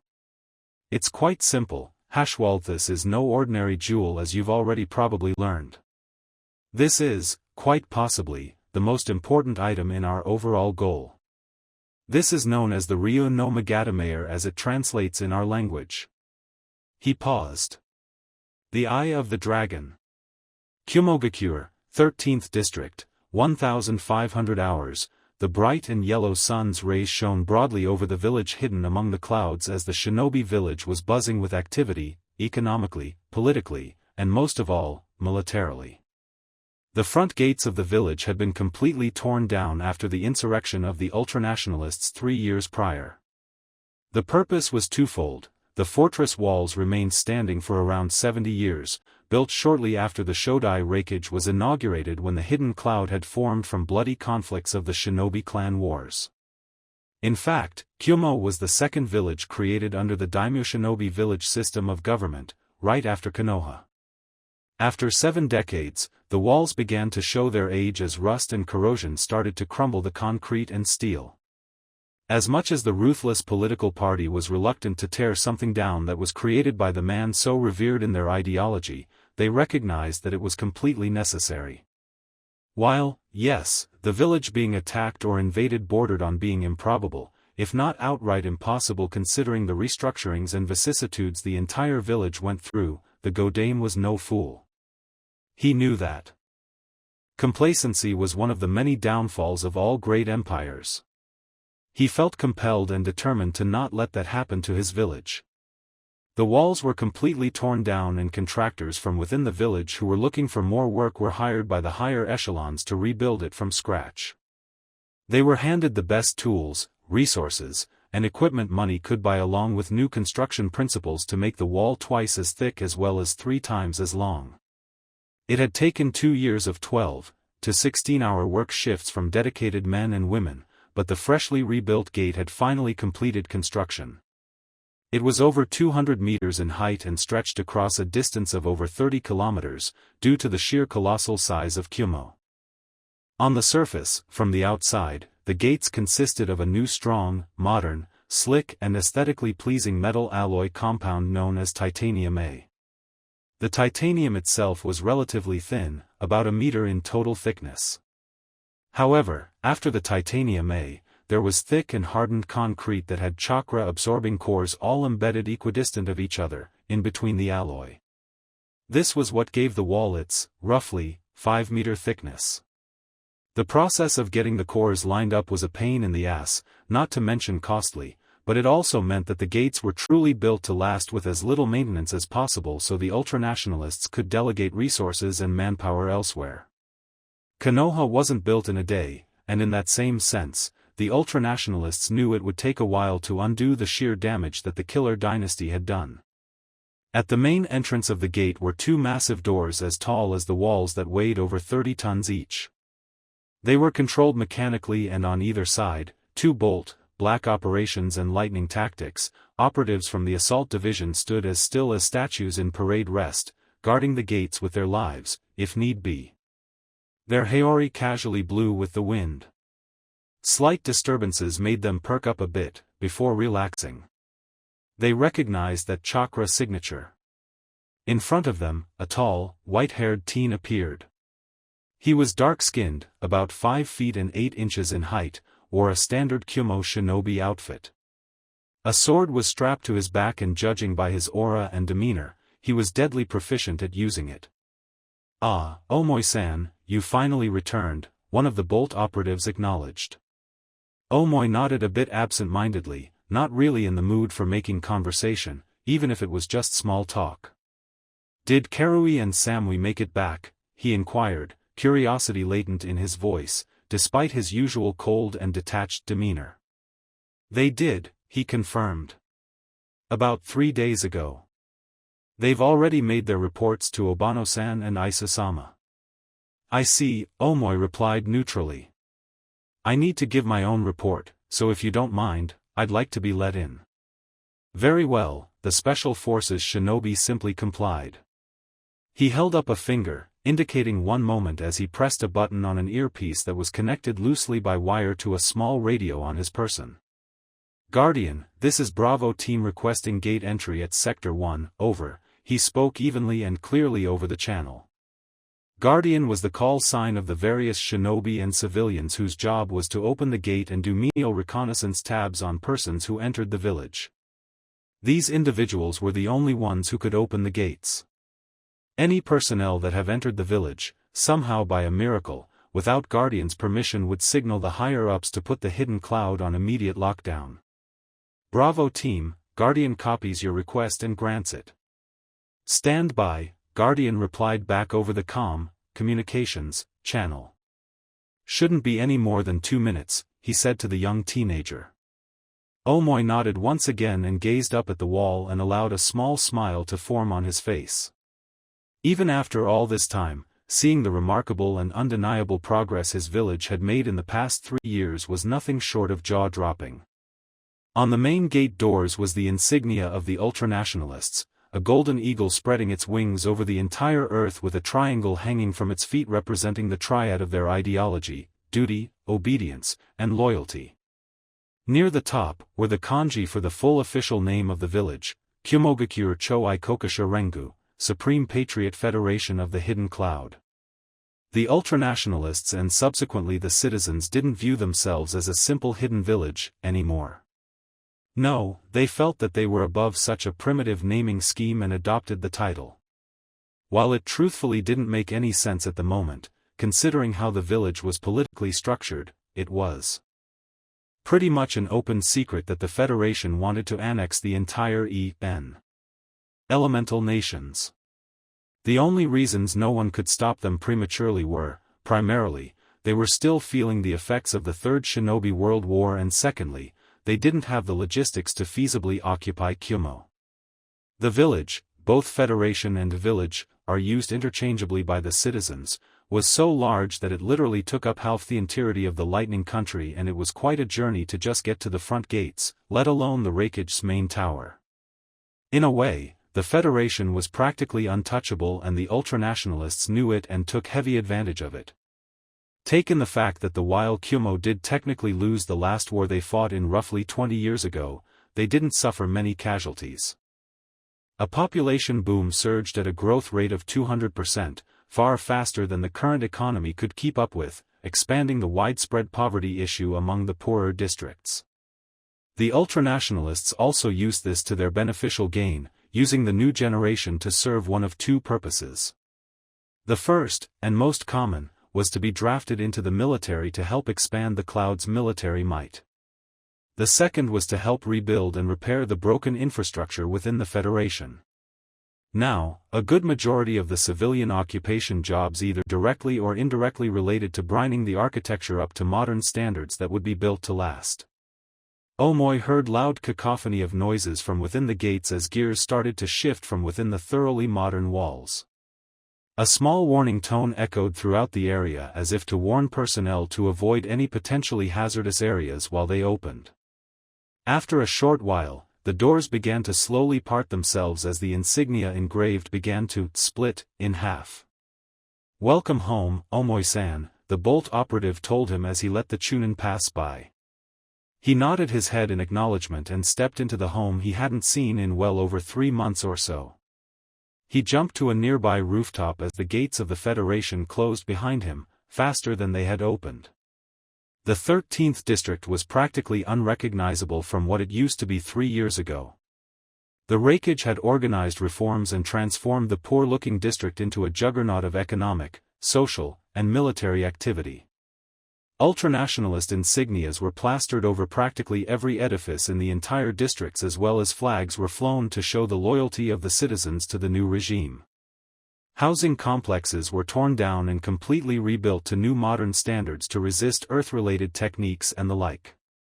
The upper echelon subsidized the housing and once homeowners either found a civilian job or enlisted to start training to become shinobi, they either paid the house off either through direct taxation or a small bill every month with a low interest rate.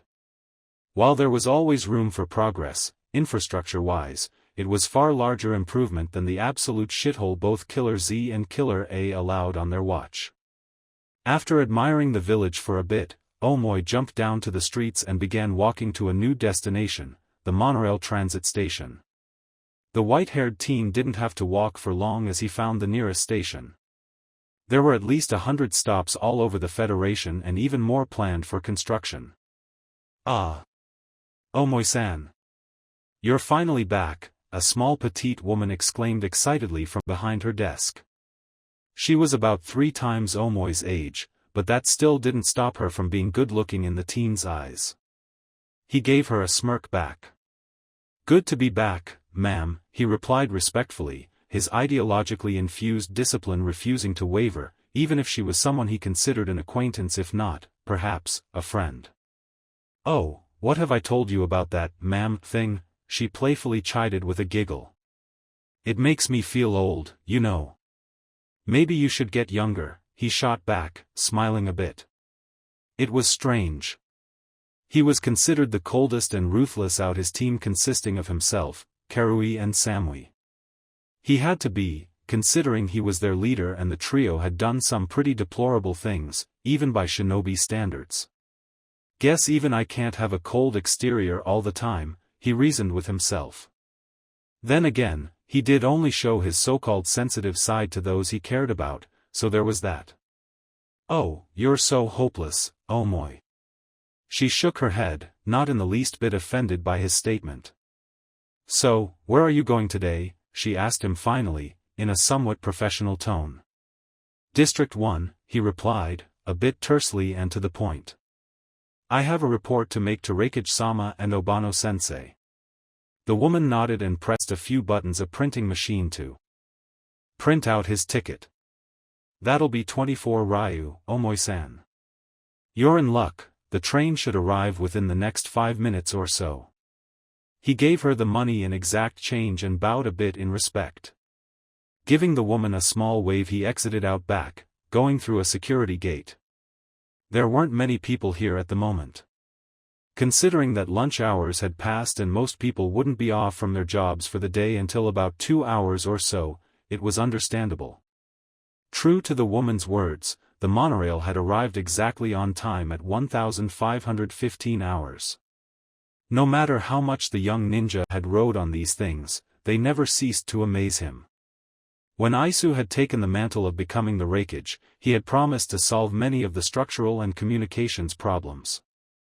While the village's obscene and ridiculous size gave them a strategic and tactical advantage over any potential enemies, it posed a plethora of domestic issues.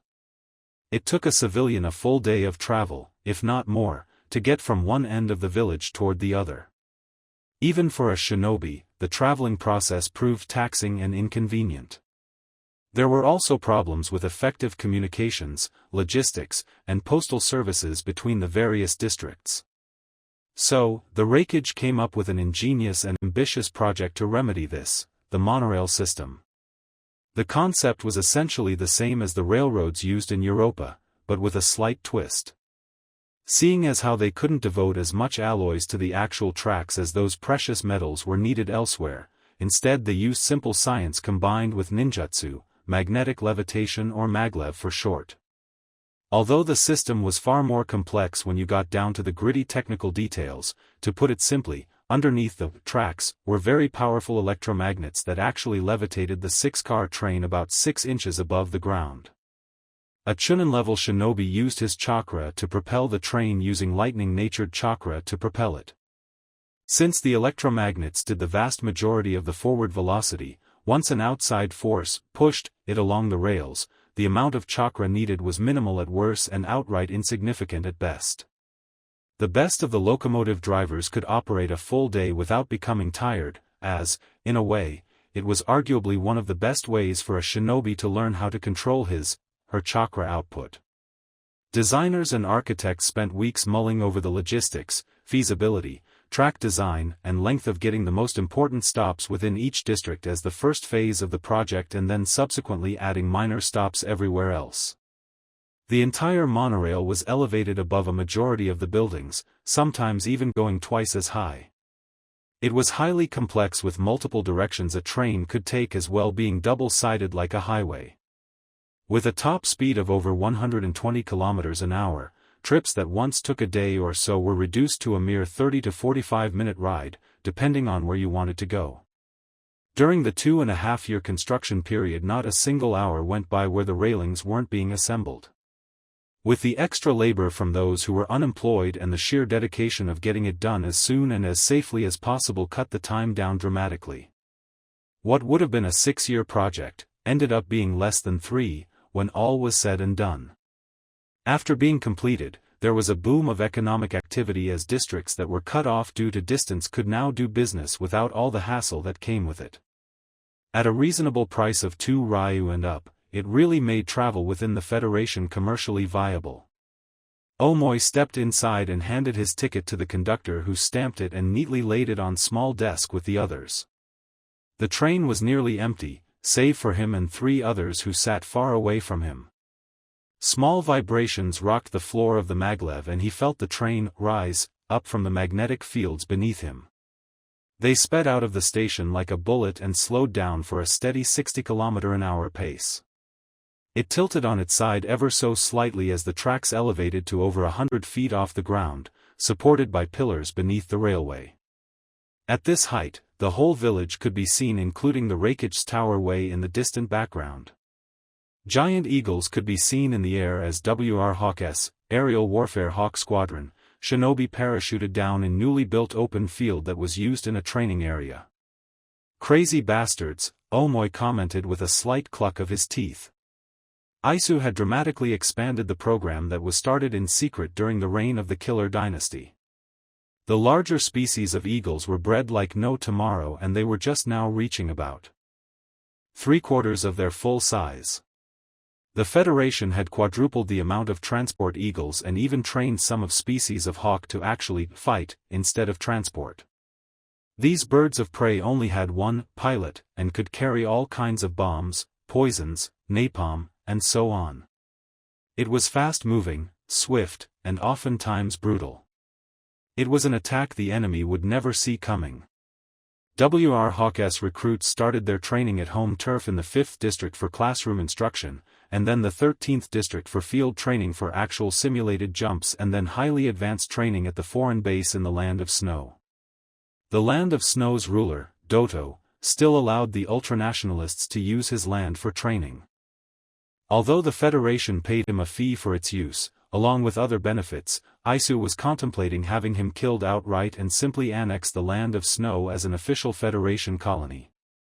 However, he knew his forces weren't ready for war just yet, despite the heavy advantages he had.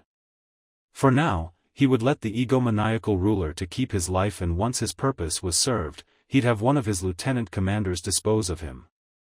Omoy allowed himself to relax a bit, getting comfortable in his seat. It was going to be about a 30 to 45-minute ride, including the stops the train had to make on its schedule before he'd get to the 1st District. Finding a position where he felt comfortable, his mind raced back to the day the Godame was inaugurated. 3 years ago, Karui's blade was brought down on the back of a loyalist shinobi's cranium, effectively splitting his skull open as blood and gray matter spewed everywhere. The red-headed kunoichi had to wince a bit at her ruthlessness.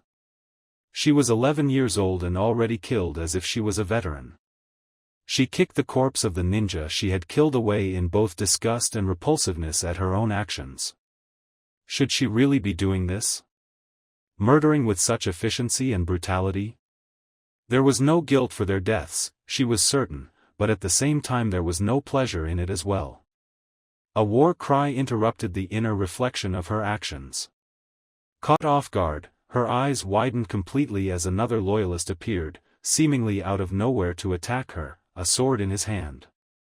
Karui couldn't dodge in time, as she was battle-worn from fighting for nearly 3 straight hours, even while trying to conserve as much strength as she could. Standing shell-shocked, it seemed as if time slowed down as the blade descended upon her. Before it could even connect, Omoy had blurred in front of her with a very impressive display of speed and grabbed her by the waist and spun both her and him to the left of the attacker's sword. The force caused dust to creep up, but the loyalist had used too much power and it left him vulnerable. The white-haired Kenjutsu prodigy didn't waste a single moment to take advantage of this and stabbed him directly in his throat before slashing down, cutting through his sternum and the left side of his ribcage. Blood spewed like a fountain and he fell back dead. Are you all right, Karui? Omoi coldly asked, but there was a still trace of warmth within his voice that he only showed to those that he cared about. He was still holding her close, by the waist. Blushing a deep crimson at the close contact, she nodded a bit, dazed and exhausted. I am fine, she stuttered with a nod of her head. Thank you. Omoi briefly acknowledged her with a slight hum and let go of her. What happened back there? He asked again, concerned. I didn't know, I was just reflecting, and then it just, ugh, she growled in frustration. It's complicated, okay, Omoi, she half yelled. It's not, he replied matter-of-factly. Oh, really? Tell me how it isn't, then, she retorted. You were feeling some sort of remorse for your actions. Not in the sense of feeling sorry for these scum, but at how brutal and efficient you are at killing, when you just had your first kill today. You're not sure how you should feel, because you don't know how to feel or even what you should feel. Am I right, or should I keep on going? There was a bit of smug satisfaction in his voice. Karui blinked several seconds in bewilderment. Her white-haired teammate had hit the nail right on the head. She sighed and then chuckled a bit to herself. Just like you to read me like an open book. But, yes, to all of the above. I just didn't know. I don't regret killing any of these sons of bitches, but at the same time, why am I feeling no pleasure at destroying our greatest enemies? What if I don't know if I'm doing is right or... Stop, Omoi firmly told her, an order that she complied with in an instant. Karui, I know it's difficult. Sometimes. Believe it or not, even I sometimes think about it from time to time. You? She incredulously asked, shocked. Although she knew there was a heart within the ninja in front of her, he always hid it through a cold and serious exterior and never letting his guard down, both physically and emotionally. Omoi was practically a junior ultranationalist personified, and their beliefs were deeply seated in his heart, mind and soul. To hear that he had the same struggles as her from time to time was nothing short of jaw-dropping. Yes, he confirmed. Even I had wondered why I didn't take pleasure in the killing. But then, I realized I did, just in a way that one wouldn't expect. Karui looked at him, confusion swept through her face. What do you... He held his hand up, silencing her. What I mean was that I didn't take pleasure in the act of killing them, itself. If that were the case, I'd be scum and a monster on the level of these loyalist bastards, he growled in enmity. But, I took pleasure in ending their lives, because I knew that their deaths would bring the village hidden in the clouds one step closer to righting the wrongs that were woven over the past 40 or so years. Does the brutality of what I do affect me? Of course it does. I'm an 11-year-old junior shinobi who's still wet behind the ears. It should affect me. I feel sick sometimes at the carnage I create, but you know what? Knowing that what I do will help the village become a better place to live for all of the citizens? To me, that's what makes it worth it. To be able to squash and cast away any form of remorse I could have or should have felt. Karui stood there, flummoxed by her teammates' maturity. True that, growing up as orphans, Samui, Karui, and Omoi had to grow up faster than normal, but to this extent? Wow, was all she could say in reply. Do you get what I'm saying, Karui? It's okay to feel that way from time to time. It reminds you that you're not a monster, he told her, before his eyes narrowed. So long as you remember what side you are on and the creed you vowed to uphold a year ago when Obano-sensei graciously took us under his wing and trained us. The redhead lightly swallowed a bit. Yes. It's our duty to carry out our orders and complete our mission to the fullest of our abilities no matter what the cost, she began. We must obey any and all orders given to us to our superiors, unless that order contradicts the orders of his superiors, Omoi recited with her.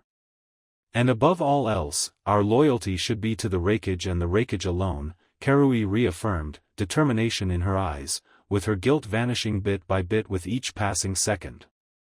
I am an ultranationalist. We are warriors who have answered the call. Our mission is to serve the state, fight, and win. We shall be faithful to a proud heritage. We are the Cloud Sword and Shield, its sentry and avenger. We defend the village with our lives and we will choose death over surrender. We will never leave a comrade behind, we will never falter, and we shall not fail, they both chanted together, ending the last phrase with passion and commitment. Life in Karui's eyes seemed to return as her ashen-haired team leader brightened up her mood considerably. She now seemed ready to fight more than ever. He gave her a half-smirk and a half-smile. I take it you're ready to take the village back from these bastards? Hell yeah, she gleefully replied, excitement rumbling through her very essence. Hate to bust your bubble, Karui, but it seems that won't be necessary, a familiar voice echoed. They turned around to see Samui land in a crouch. The blonde, it seemed, had returned from her scouting mission, and, surprisingly, a bemused smirk made its way onto her rather placid face. It's over, we've won. Isusama will be the Raikage. The brief report took a few seconds for the two to process what they had been told before they returned her shit-eating grin. Fuck yeah. Karui cried in joy, pumping her fist into the air. She then paused as the rest of what Samui said dawned on her. Wait a minute, Isu. Who the hell is that? Samui blushed a shade of red. Guys, I think you should know something. The young teen's mind traveled back to the present as the maglev departed the 4th District's train station. That was the first time he had heard of the former Sadesho, Supreme Commander, of the Black Operations and Lightning Tactics, Bolt. Sure, there was vague recollection of the brief times his sensei had mentioned him, but aside from that, nothing. To say that Omoi didn't see Isu being the real leader of the ultranationalists coming would probably be the mellowest variation of an understatement conceivable. He felt completely thrown for a loop, and honestly, he didn't know how to react. At first, he was extremely skeptical of him considering he had never met the guy, personally, but the combination of his inauguration speech mixed with the sharp decline in unemployment, the uplifting of people out of poverty, and general rebuilding of the village, demonstrated that the young, powerful Kage gained not only Omoi's respect, but his undying loyalty, even if the creed wasn't a factor. Part of the reason he was able to get the entirety of the village to be so loyal to him was not only because of his exceptional power, but also because of his masterful oratory skills. He had given them a sense of pride, honor, and purpose, and he would lead them into a great era of peace. Truly, it was one of those once-in-a-generation speeches, one that would likely stick with the Chunin for the rest of his life. 3 years ago, 1st District, nearly 3/4 of the entire village's population of 100,000 had gathered near the Raikage's tower, as the new regime had called the village to a general gathering. This was unsurprising to virtually everyone. Mass gatherings were usually called when the village inaugurated a new Raikage, a declaration of war against an enemy village, or general miscellaneous matters that warranted such an assembly. With the recent coup, it had made perfect sense, and the villagers were given a day of travel time to get there. The rest would likely hear it broadcasted over the radio. Obano and his pupils waited inside a medium-sized room where the Raikage, Isu, would meet them first, before anyone else. They'd be lying their asses off if they told anyone they weren't nervous and a bit on edge. Even the normally stoic Omoi was a bit fidgety and drips of sweat poured down his hands. They were constantly checking over themselves to make sure that they were neat and presentable. Guys, relax a bit, would you? The Emerald Fang tried to assure, chuckling in amusement. Speak for yourself, sensei. Karui yelled in a half-irritable fashion. You're not the one the Raikage wants to meet first before he addresses everyone else in the village. Yeah, and it's not even Hideyoshi-sama, either. Samui added, sharing her teammate's sentiment tenfold. You knew all along, didn't you? I did, Obano confirmed. In fact, outside of Hideyoshi-sama, the Bolt Lieutenant Commanders, and a few members from the Assault Division, I was the only one in the entire ultranationalist party to know that Isu-sama was the true leader of us all. I, along with Hideyoshi-sama, had to pretend otherwise to help accelerate our plans of conquering this village and righting the wrongs of our predecessors and making the other hidden villages pay as well. I see, Omoi neutrally intoned and understanding. Tell me, sensei. How strong is he? The Jounin's eyes darkened a bit as some memories of the former Bolt commander's combat prowess resurfaced in his head. You have no idea, Omoi. Isusama has power and abilities that eclipses anyone in the village tenfold. I doubt even Zenisuke, Kazanrai, Sayuri, and Mitsurugi, the 4 lieutenant commanders of Bolt, working together would be much of a threat to him, if at all. He then eyed them critically.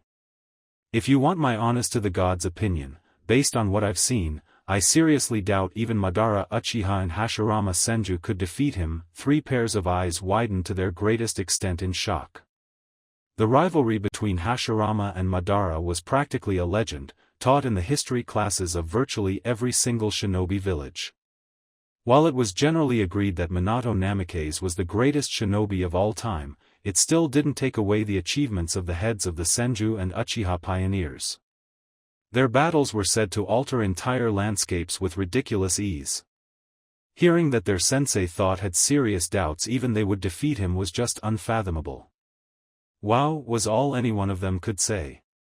Obano nodded in agreement.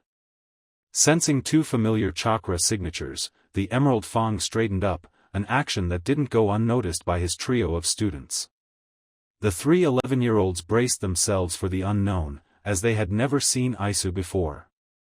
The doors swung open and Hideyoshi, clad in his samurai armor/battle kimono hybrid, walked alongside a tall, handsome, brunette whose hair was neatly swept back with a single thick strand hanging from his forehead. He was dressed in nearly all black, with dark ebony loosely fitted pants, a black and white gi, and a long-sleeved jet-black haori with the kanji for Reikage on its back. What was the most striking about the man, at least in Karui and Samui's opinion, were his eyes. They were deepest shade of a cerulean blue they had ever seen, the color of the oceans near Kirigakure. Good afternoon, Obano, Omoi, Karui, and Samui. Aisu soothed out his greeting in an almost hypnotic tone of voice that captivated them all. Omoi stood ramrod straight and utterly stunned. He already knew their personal names? All 4 lowered themselves on one knee as a sign of subordination. I am pleased your plans went well, Isusama, Obano told him with his head bowed. Indeed, they did. I personally killed the Reikage, himself, after Sayuri inflicted a little psychological damage to the fool, he told him with a slight smirk. He conveniently left out the tidbit of information that he had also killed the Sandame Reikage, his sensei along with Darui's, 6 years ago, as well. However, as far as he was concerned, that knowledge was on a need-to-know basis and Killer Z's apprentices sure as hell didn't need to know. He knew Sayuri and Hideyoshi would die before telling a soul of what truly happened that night. Omoi smirked.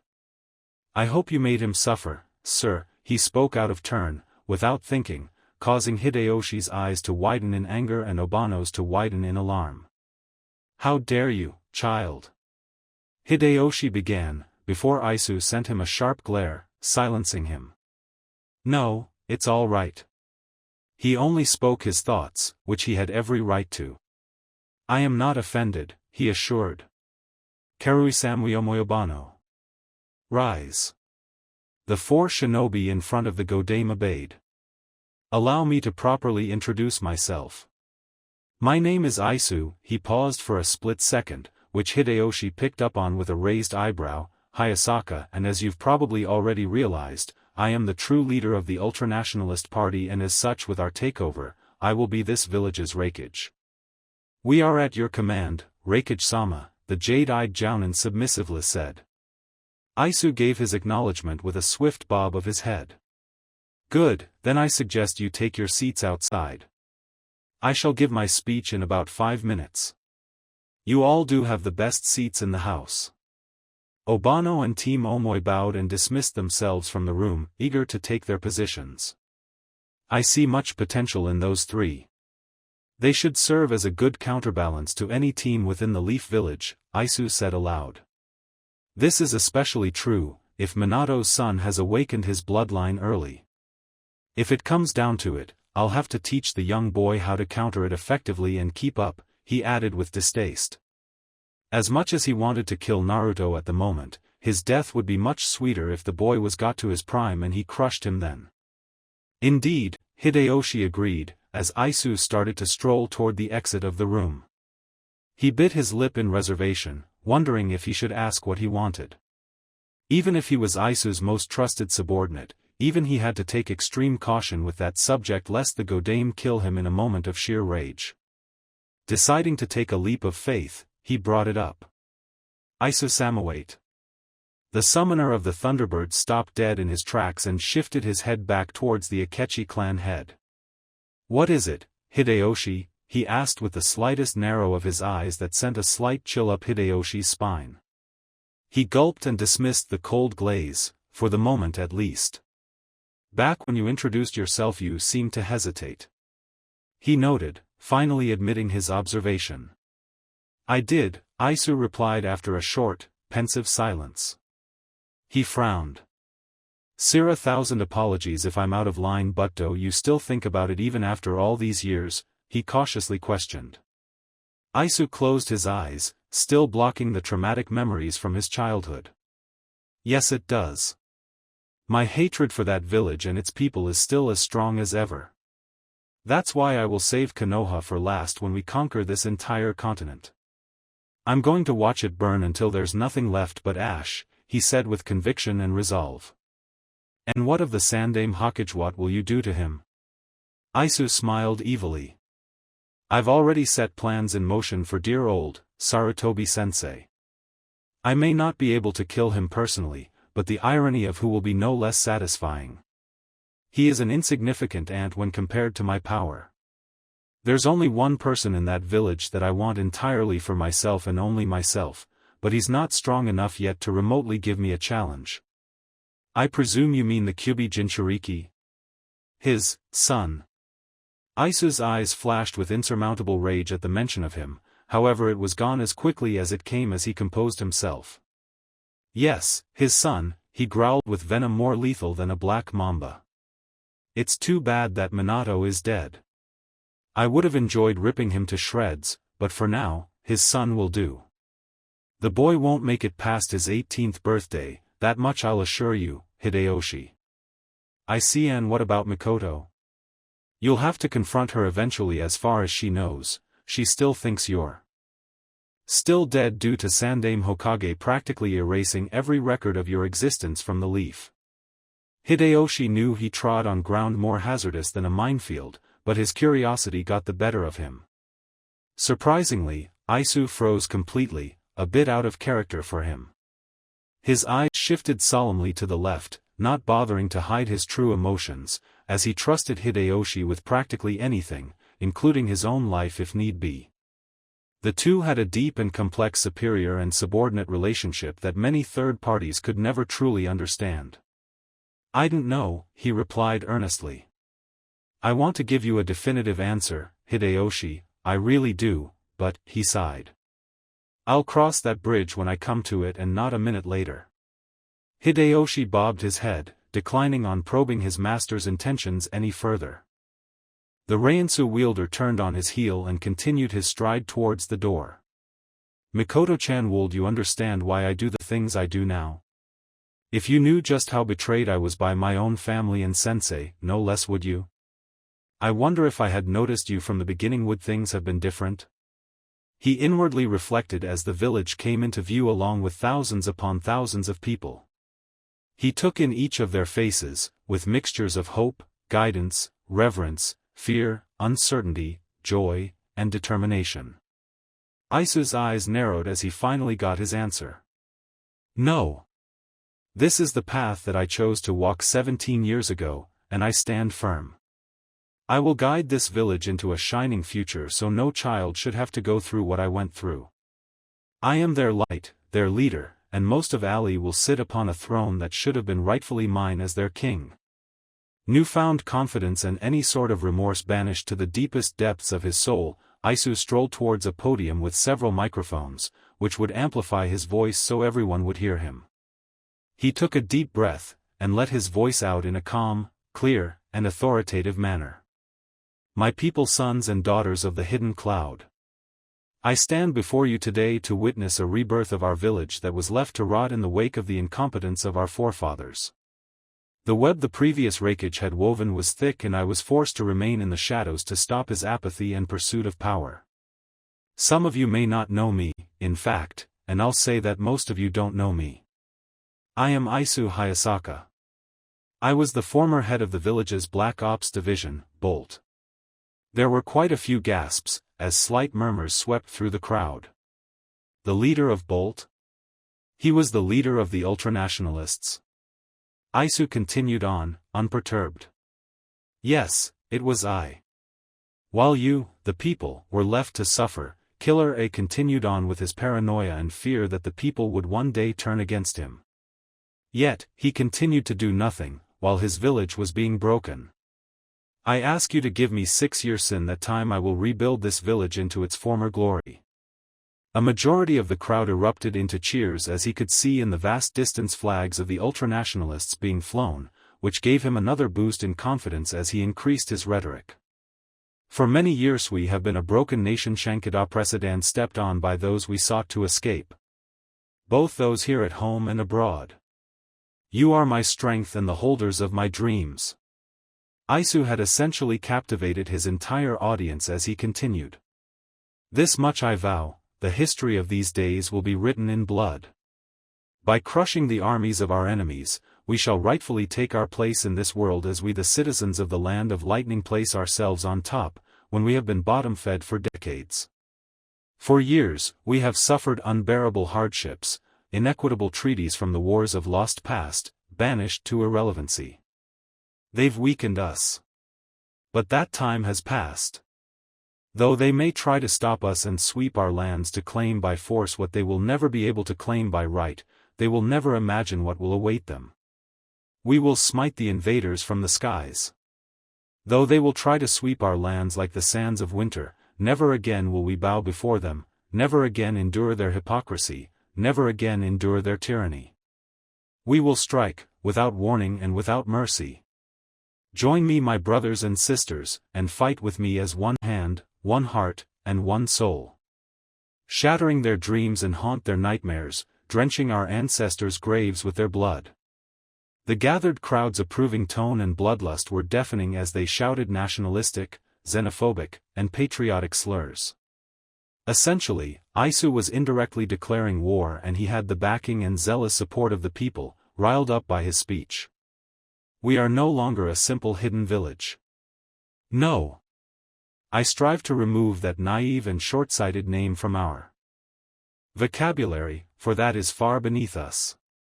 From this day forward, we shall be known as the Kumogakure Choi Kokusha Rengu, Supreme Patriot Federation of the Hidden Cloud. The Federation of the Hidden Cloud is born today, and under its banner all of the towns and ports are now under my jurisdiction and protection, including the daimyo himself. Isu declared ruthlessly. Sayuri had already killed the daimyo from Lightning Country and replaced him with a figurehead in his place. All of the guards, who didn't swear loyalty to the Federation, and subsequently, Isu, were executed without hesitation. Needless to say, they all complied, one way or the other. On this day, we stand united once more. On this day, those driven to divide us will our voice. On this day, we shall act as one, and we shall be ignored and no more.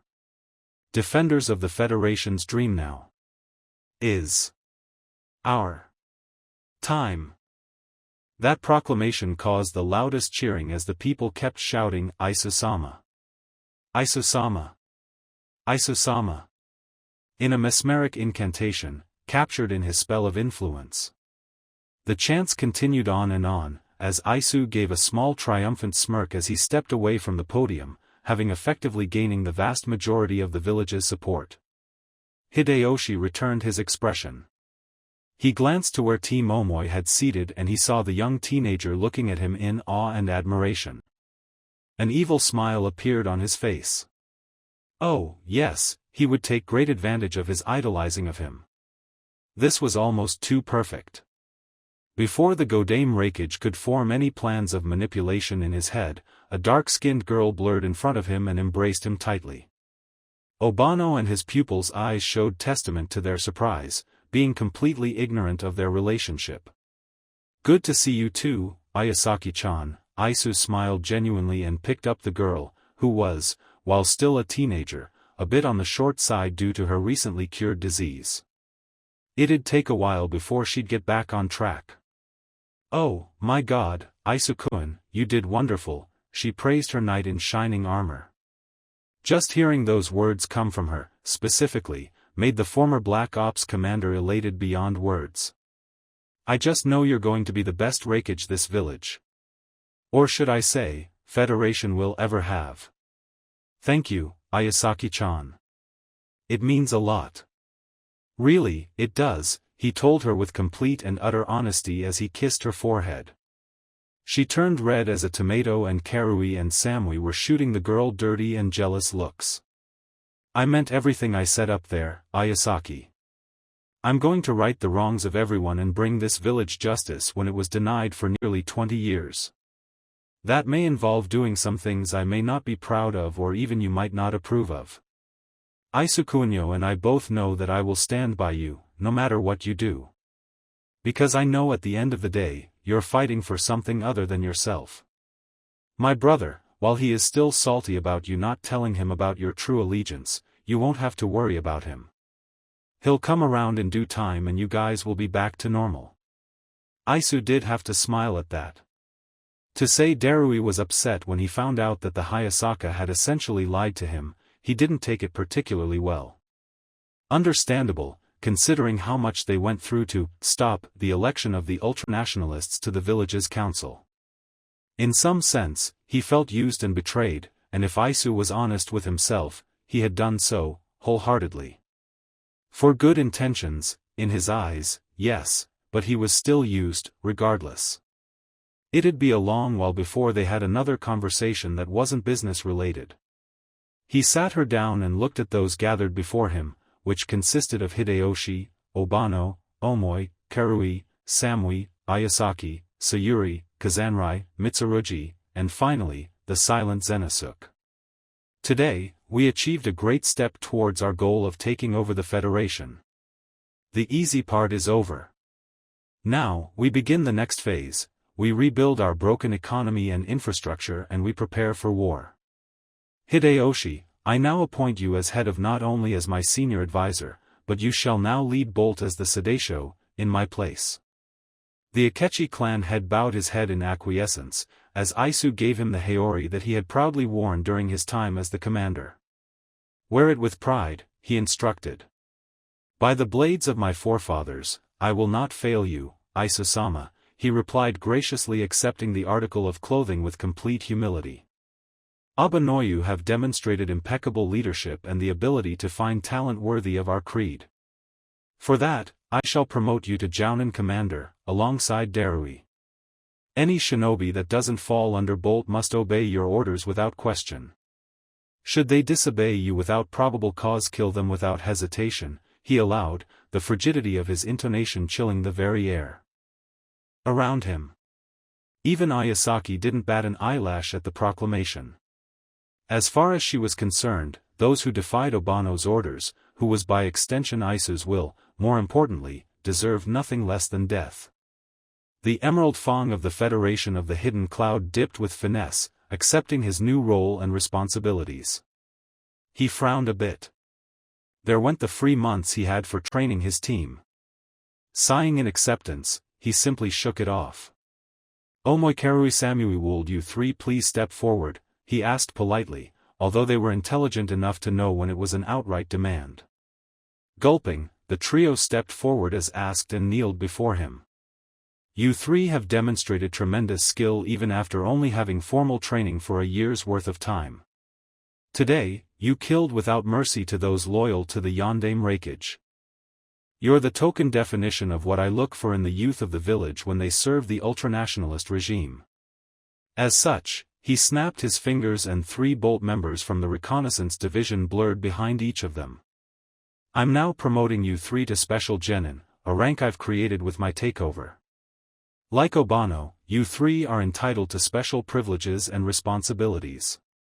You will be given command over all of the genin in the Federation, and you will serve as role models, leaders, and in some cases, teachers.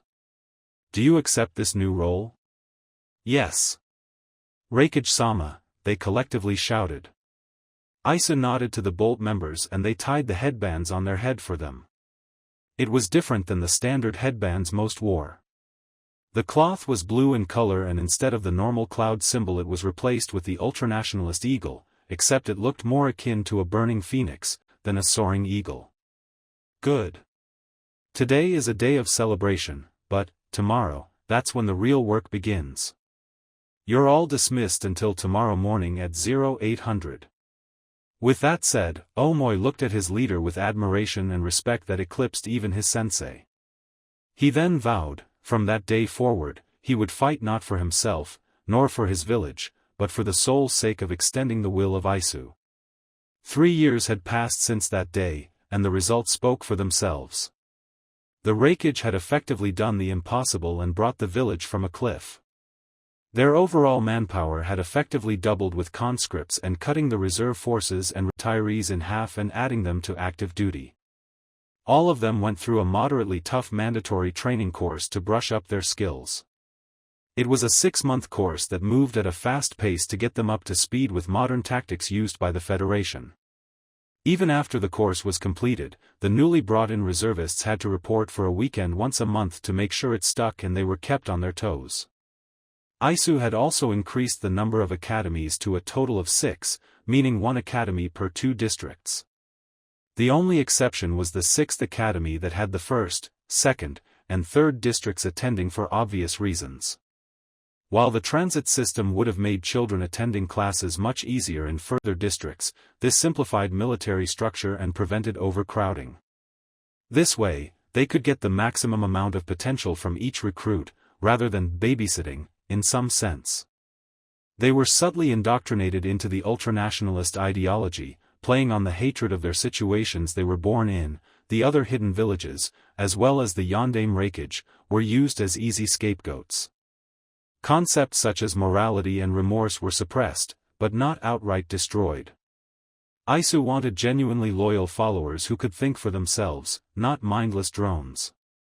Drones were merely dogs that were taught to only obey and not think. The Godame had no use for such pathetic followers. Even he wasn't so arrogant to think that every decision he would ever make would be the right course of action. Drones were only yes-men and, as such, would make the Federation vulnerable. He refused to have such a weakness that was easily amendable. Omoy was broken from his thoughts when the rebuilt Raikage's tower came into view as the train started to slowly, but surely, screech to a halt into the station. The new tower was an impressive sight, made up of titanium A, the same material that the gates on the outer perimeter of the village were made out of. At 300 meters tall, it was one of the tallest structures in the village, with the control towers, which monitored all of the eagles flying in Federation airspace, beating it by a considerable margin at 500 meters. Arriving at District 1, Alpha Station, came a female voice over the intercom. All passengers are reminded that the Federation transit system is not responsible for any lost or stolen items. Please make sure all belongings are in your possession and please exit to your right. Have a nice day for the glory of the Federation. Omoy chuckled lightly at the patriotism. It was pretty common around these parts, especially for those who were most affected by the economic turnaround. Somehow, the young Chunin doubted even Aisu knew just how loyal the people were to him. Shaking his head, he gathered his things and exited the train, as he was instructed. Taking a look around, it was the first time he noticed that the first district, outside of a few touch-ups, renovations, and insignias here and there, the wealthy district looked relatively the same. This region of the village was home to not only the Raikage, but his most senior advisors, as well as the richest merchants, business owners, and shinobi who had saved enough to afford the property taxes, which were very few. Careful, Omoy. With all the sightseeing you're doing, one might think you're a tourist, a distinctive feminine voice came from behind him. He smirked and turned around. You know, Karui, a few years back, this would have been a tourist spot for the three of us, he retaliated, taking in her full appearance. Even at the tender age of 14, the redhead was already developing nicely in her chest, not that Omoi would admit that aloud. Her once spiky-like hair was now completely straight and feminine, but still held together by her white bandana shinobi headband. Unlike her male teammate, she preferred a customized look to her outfit. The kunoichi's garbs were all white and gray, with grayish pants, and her chunin vest that only had one strap. However, that's not what stood out the most. What most people recognized was a sword strapped to her back so finely carved that it would make even Muramasa blush. The handle had blue cloths with a gold-colored handguard in the shape of a claw. It was known as the Jinranmaru, Swift Storm. Omoi himself would kill to wield the sword, but alas, it didn't choose him, it chose her, several years ago, in fact. Karui only shook her head, as she walked toward him, in a subconsciously suggestive way. She stopped, her 5 feet and 3 inches coming up to the bottom of his chin, give or take. With a slight smirk, she silently tiptoed up and whispered in his ear, "You know, when you finish giving your report to Isusama, I can always show you what I've learned over the past few months when you were gone," she intoned seductively, nibbling at Omoi's earlobe. The double entendre was about as subtle as a train wreck. He tensed up ever so slightly, before scoffing lightly. Then, he gently pushed her back off of him. "Stop that, Karui. You know I hate it when you do that," he huffed, frowning. Giggling in response, she lightly tugged him in the arm. "You know I love messing with you," Karui said half seriously. She only did that when no one the duo knew were around. And the redhead really did do it just for fun. However, that being said, although nothing happened because of it, they both knew in the back of their minds that something, whether physically, emotionally, or intimately, was going to happen sooner or later. In truth, the two had no romantic feelings, yet, it was still simply a matter of when, not if. "But seriously, though, Salazar and I learned some kick-ass moves," she grinned. A raised eyebrow indicated his piqued interest. A thought came to her as she looked at a nearby clock. "We got time. You've got about 20 minutes before Isusama is expecting you, so come on. Plus, old Sal has been itching to speak with you again." Omoi gave her a face. "Was that before or after he and his pack nearly clawed me to death back when Obano-sensei had us do survival training?" His voice was practically filled with indignation. "Oh, come on, you know Salazar wouldn't have hurt you," she pouted. "The day Salazar doesn't hurt me is the day Killer A comes back from the grave and kills Isusama," he replied with sarcasm. She recoiled with mock hurt. "Damn, bro, that stings." She sighed. "Come on, let's go. Meet me by the gym near the back where the open field is." Her instructions clear, Karui vanished in a blur of speed. It was impressive, yes, but not even close to Omoi's swiftness. Groaning aloud, he vanished, too, keen on beating his teammate there. X0. 0X, Cloud Federation, 1st District, Akechi Gymnasium 1545 hours, Karui landed in the grounds to find them empty. She was smirking triumphantly in her success. "Ha! Finally beat you. Really? Because I was waiting for a while, you know," a voice whispered in her ear, smugly. She grunted and drew Jinranmaru in seconds and slashed horizontally behind her. She only connected with air. Omoi had vanished to appear in front of her. "Do I have to remind you I'm the fastest on the team?" Omoi questioned her rhetorically. "You know, just for that, I should make Salazar chase you down and maul you." She grumbled, half serious in annoyance. The white-haired male's smug look was gone immediately and replaced with a sharp glare so intense it rivaled Hideyoshi or hell, even Isu. Karui flinched and stepped back in genuine fear. No matter how close they got, that look always scared the piss out of her. "Are you going to show me or not?" he coldly asked, his glare softening, but his face still frigid as a glacier. Rewrite, she stuttered a bit before going through 5 hand seals after drawing blood from her thumb. Boar. Dog. Bird. Monkey. Ram. Kuchios no jutsu, summoning technique, she cried and slammed her hand on the ground. A large plume of smoke obstructed Omoi's vision as he watched on stoically. When the smoke cleared, it revealed Karui's partner, Salazar a velociraptor. Yes, it was the same velociraptor species of dinosaur that was long thought extinct until now. Salazar towered over 12 feet tall and looked like a typical raptor with smooth scales, a lean muscular build and claws that could rip through human flesh with ridiculous ease.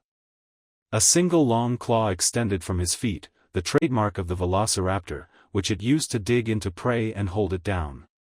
Salazar looked on with keen interest, a distinct, purring, sound coming from his body, except lizard-like. "Ah, Omoi-san, it's a pleasure to meet you again," the carnivorous dinosaur spoke politely, his personality completely contradicting any preconceived stereotype of his species. "I take it you've recovered from our last skirmish?" he innocently asked with a slight snicker. Omoi grunted, not even in the slightest bit amused by the carnivore. "Salazar, you almost sliced an eye out of me." Sal gave the dinosaur equivalent of a shrug. "Your sensei told us to make it as realistic as possible." Omoi sighed. "I suppose you're right," he admitted begrudgingly. He then smirked. "I did summon Dogakoro, Earth Spirit, so I guess by that logic, we're even." Karui growled. "It's still so not fair. How the hell did you get the T-Rexes?" "Dogakoro is so awesome," she cried, shaking her fist. "You got Jinranmaru, so I consider that an even trade," the leader of Team Omoi retorted, with a slight hint of jealousy. "Oh, so you wanted the Lizard Kings, Karui? I thought you and I had something special." Salazar cried out with mock tears flowing from his eyes. Karui tried to comfort him sympathetically. The male Chunin deadpanned. A member of one of the greatest predators the world has ever known reduced to tears simply because he feels unwanted. Wow. "I don't know whether to laugh or cry in shame," Omoi thought in disgust. "Come on, Salazar." Karui pleaded, hugging the velociraptor's neck. "You know I didn't mean it like that. You know I love you." The large dinosaur replied by purring, obviously pleased. Shaking his head, Omoi got their attention again. Yeah, new technique. Supposed to be deadly you were showing me, ring any bells?" "Oh, right," Karui nodded sheepishly. "Let's do this, Sal." "Your technique is going to have to wait, Karui," a voice said above them, causing them to gaze up. A large pterodactyl-like dinosaur with a wingspan of about 80 feet landed in front of them. "Samui!" Karui called out in glee, happy to see her teammate. Samui smirked as she jumped off her flying summon as it brought its wingspan in. The blonde of the group had grown considerably, almost as tall as the only male of their little trio. Puberty had clearly served her well, as she was already far along with a DD cup breast size, which she treated with complete and utter indifference. Her attire was virtually the same, except obviously fitted for her growth in size. On the back of her was a bow that was folded in half that rested on the left side, and on the right was a quiver with hundreds of sticks that were actually arrows that could be created with a press of a button, and they had chakra cores for further piercing if need be. Salazar, the female pterodactyl, nodded towards the velociraptor. "Terra," Salazar acknowledged the flying beast with mutual respect. "It's good to see you as well, Karui," the kunoichi replied with a small smile. Her face then turned sober. "Isusama requires our presence within the next 5 minutes. It'd be best not to keep him waiting." Both ninjas' eyes bulged out. Omoi was the first to recover. "All right, let's go, then," he said before vanishing in flash of lightning. "Salazar, I'll summon you later on tonight, okay?" Karui promised. The abnormally large velociraptor acknowledged her and in a poof of smoke was gone, back to the summoning realm. "You, too, Terra." I still need to do some practice shots while riding you at high speeds. I still haven't gotten the hang of that, she admitted with a sigh. Firing arrows while traveling at subsonic speeds was difficult enough, let alone with any sort of accuracy. Affirmative, Samui-sama. I'll await your return. Terra complied and, like Salazar, vanished in a puff of smoke. Let's go. Karui called out with Samui agreeing. They vanished in a burst of raw speed. X0. 0, X, Cloud Federation, 1st District, Raikage's Tower 1600 hours, Aisu Hayasaka sat in his office reviewing various documents, weapons and vehicle schematics, infrastructure pet projects, and S-rank classified material. To most people, it would have been a boring and tedious task. To Aisu, it was his lifeblood. He made sure to memorize and commit every single detail to memory, which, with his genius intellect, wasn't difficult in the slightest. The Federation's progress was nothing short of incredible, but to Aisu it wasn't enough. To him, there was always room for improvement. Until the entirety of the continent was under his control, he'd consider the Federation a work in progress. Hideyoshi and Obano stood on either side of him, standing at parade rest. The Emerald Fang looked toward a particular A-class secret schematic with the letters ACS. He raised a brow. Aisu-sama, if you don't mind me asking, what's the ACS? The Ascended Raikage didn't even bother looking up from one of the schematics he was reading for a prototype napalm bomb, being assembled at Delta Base, an island several kilometers from the borders of Water Country. It stands for Attack Characterization System. It'll be one of our primary means of detecting enemy movements, he explained. What exactly is it? It's a machine, or several rather, that glides through the air, seemingly indefinitely at about 20,000 feet. It detects large amounts of heat signatures and then relays that back to the towers around the Federation every hour on the hour. At least in theory, anyway. I want it up and running at least 2 years from now. Hopefully, with it being assembled in Snow Country, the process might go faster. I see. Is that why you deployed a large number of Bolt Assault Division members there? Hideyoshi inquired. The Akechi clan had had an idea when the order was sent down to him, but he never directly asked until now. I did. Which is why I also deployed Kazanrai there as well. He may be the lieutenant commander of the interrogation division, but they'll still follow his orders regardless, unless they want to die a swift death. He regarded them with casual indifference. Neither Hideyoshi nor Obano batted an eyelash at the ruthless proclamation, as they agreed with the policy wholeheartedly and would carry out similar actions if circumstances dictated the need. A swift knock was heard on the door. Aisu smirked. Exactly whom he wanted to see. The Bolt commander and the Jonin commander straightened up at attention, all traces of emotion gone. Enter, Aisu hypnotically commanded. The door opened to reveal Team Omoi. The 3 Chunin came to the center of the room and dropped to one knee, in subordination. You summoned us, Aisu-sama? Omoi spoke, collectively, for all of them. Aisu bobbed his head in affirmation. I have, he paused. I have an A-ranked mission for you 3. If they were surprised, they did a hell of a job hiding it. We exist only to carry out your will, Aisu-sama, Omoi loyally intoned. Aisu couldn't help but smirk evilly. Manipulating them was practically child's play. I'll be blunt and straight to the point. The Chunin exams are coming up in the next 4 months or so, in the Hidden Leaf Village. I want you 3 to participate, he explained, leaning on his desk, interlocking his fingers. But are we already Chunin? Karui exclaimed, a bit out of term. Hideyoshi looked like he wanted to kill her on the spot for stating something completely obvious. I know that, Aisu drawled out, narrowing his eyes in annoyance. Your mission is a simple infiltration of gathering as much intelligence as possible. As you already know, Orochimaru with his new village as well the Hidden Sand are going to invade the Leaf The daimyo was so blinded by his hatred for Konoha that he completely ignored us and they proceeded with the plan. During the invasion, he paused. I want you to assist the hidden leaf, he revealed, dropping the bombshell. Everyone in the room's jaws dropped completely to the floor, not expecting that development at all. User? Omoi sat completely perplexed by this new mission, still in a crouch. Yes, I know, this seems sudden and out of the blue, but believe me, I've planned this from the beginning. Orochimaru has been a thorn in my side. I'd kill the fool myself, but he's too important to my plans to do so. Besides, he's not worthy of being slain by me.